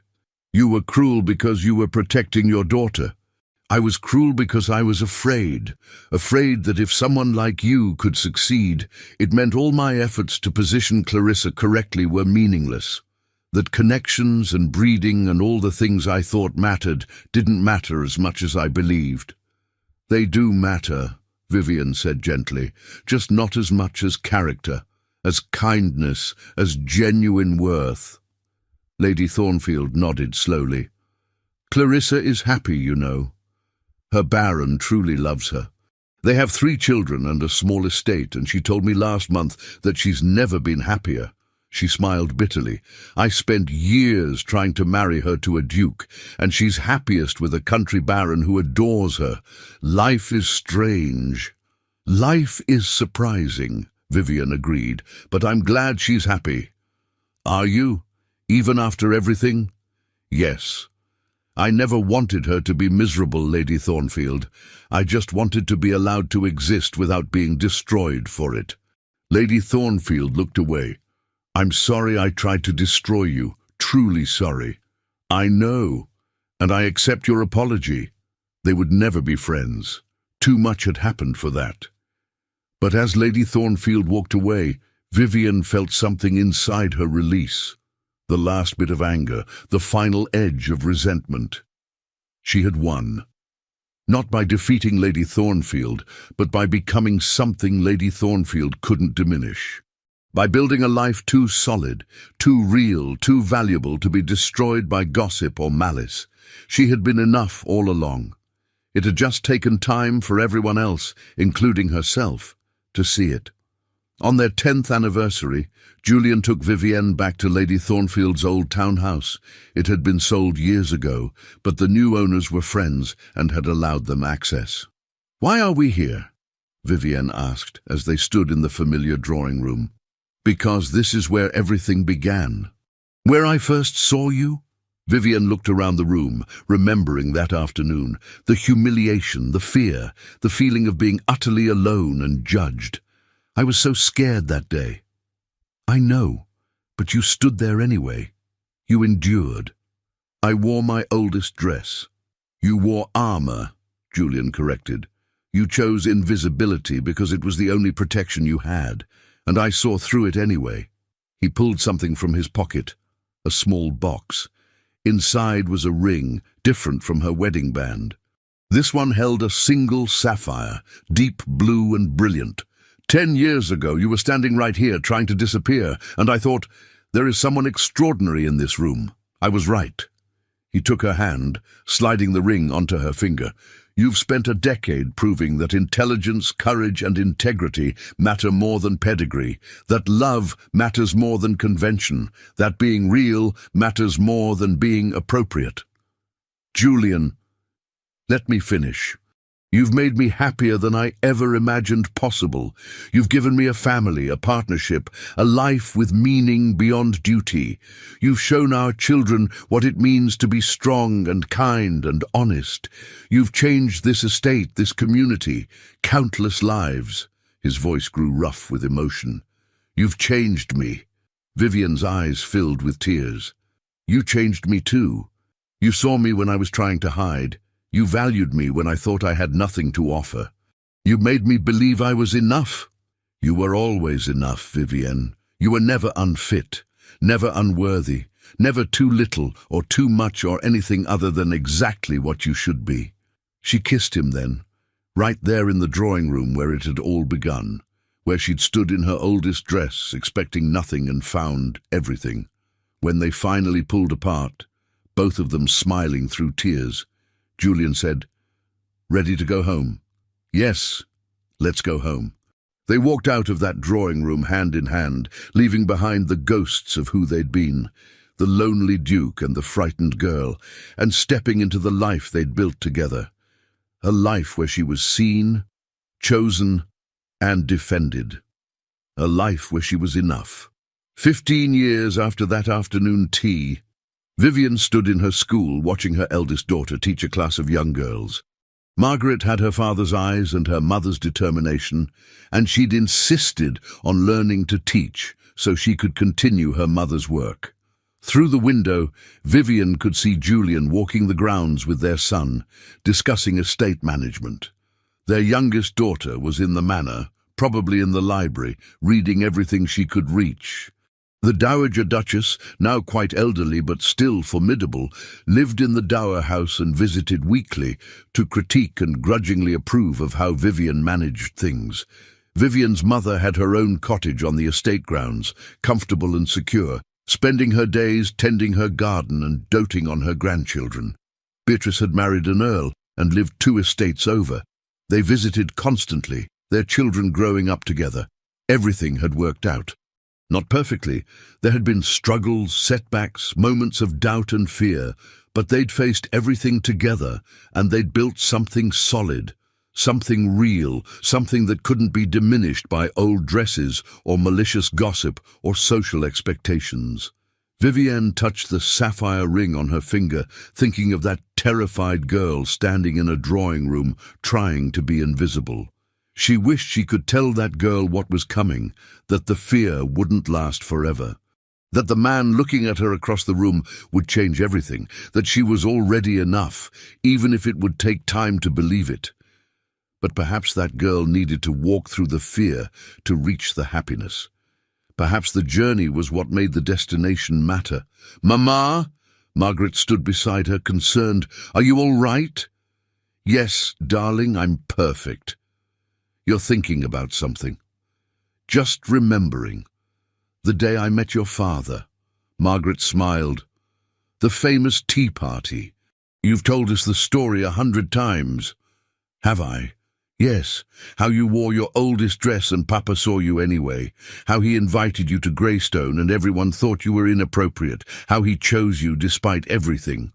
Margaret's expression turned soft. "It's romantic." "It was terrifying. But it worked out." "Yes, it did."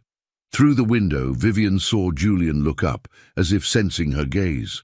Even across the distance, even after 15 years, she felt the connection between them, solid and warm and real.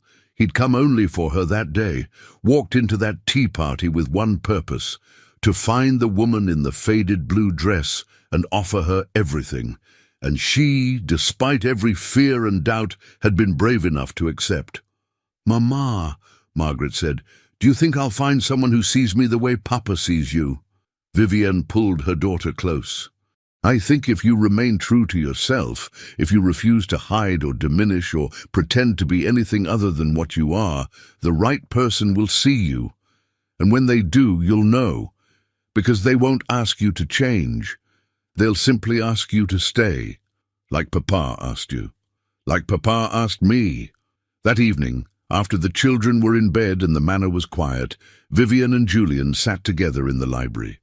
He was reading correspondence. She was reviewing lesson plans. Comfortable, easy, home. Julian, she said softly. Thank you. He looked up, puzzled. For what? For seeing me, for choosing me, for building this life with me. He set aside his papers, moving to sit beside her. Vivienne, you've thanked me at least once a week for 15 years. When are you going to accept that I'm the fortunate one? When you stop looking at me like I'm something extraordinary? Then never. Because you are extraordinary. You always were, from that very first moment.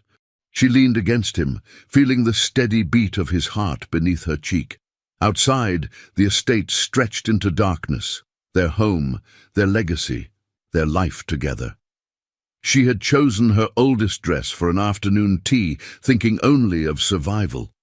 Unaware that the Duke would come only for her, that he would see past the faded fabric to the woman beneath, that he would offer her not just security or status, but genuine partnership, real love. She had been enough all along. She just needed someone brave enough to see it. And when he did, when Julian Lockhart looked across that drawing room and truly saw Vivienne Marlowe, everything changed. Not because she transformed into someone different, but because she finally believed she was exactly who she was meant to be. She was never unfit. She was always worthy. She was always enough. Thank you for staying until the very end of Vivienne and Julian's story. If this story touched your heart, I'd love for you to subscribe to the channel and stay with us for more stories like this. Tell me in the comments which moment stayed with you the most. I read everyone. Share this story with someone who needs to remember they are already enough. Your next story is waiting on the channel. Thank you for being here.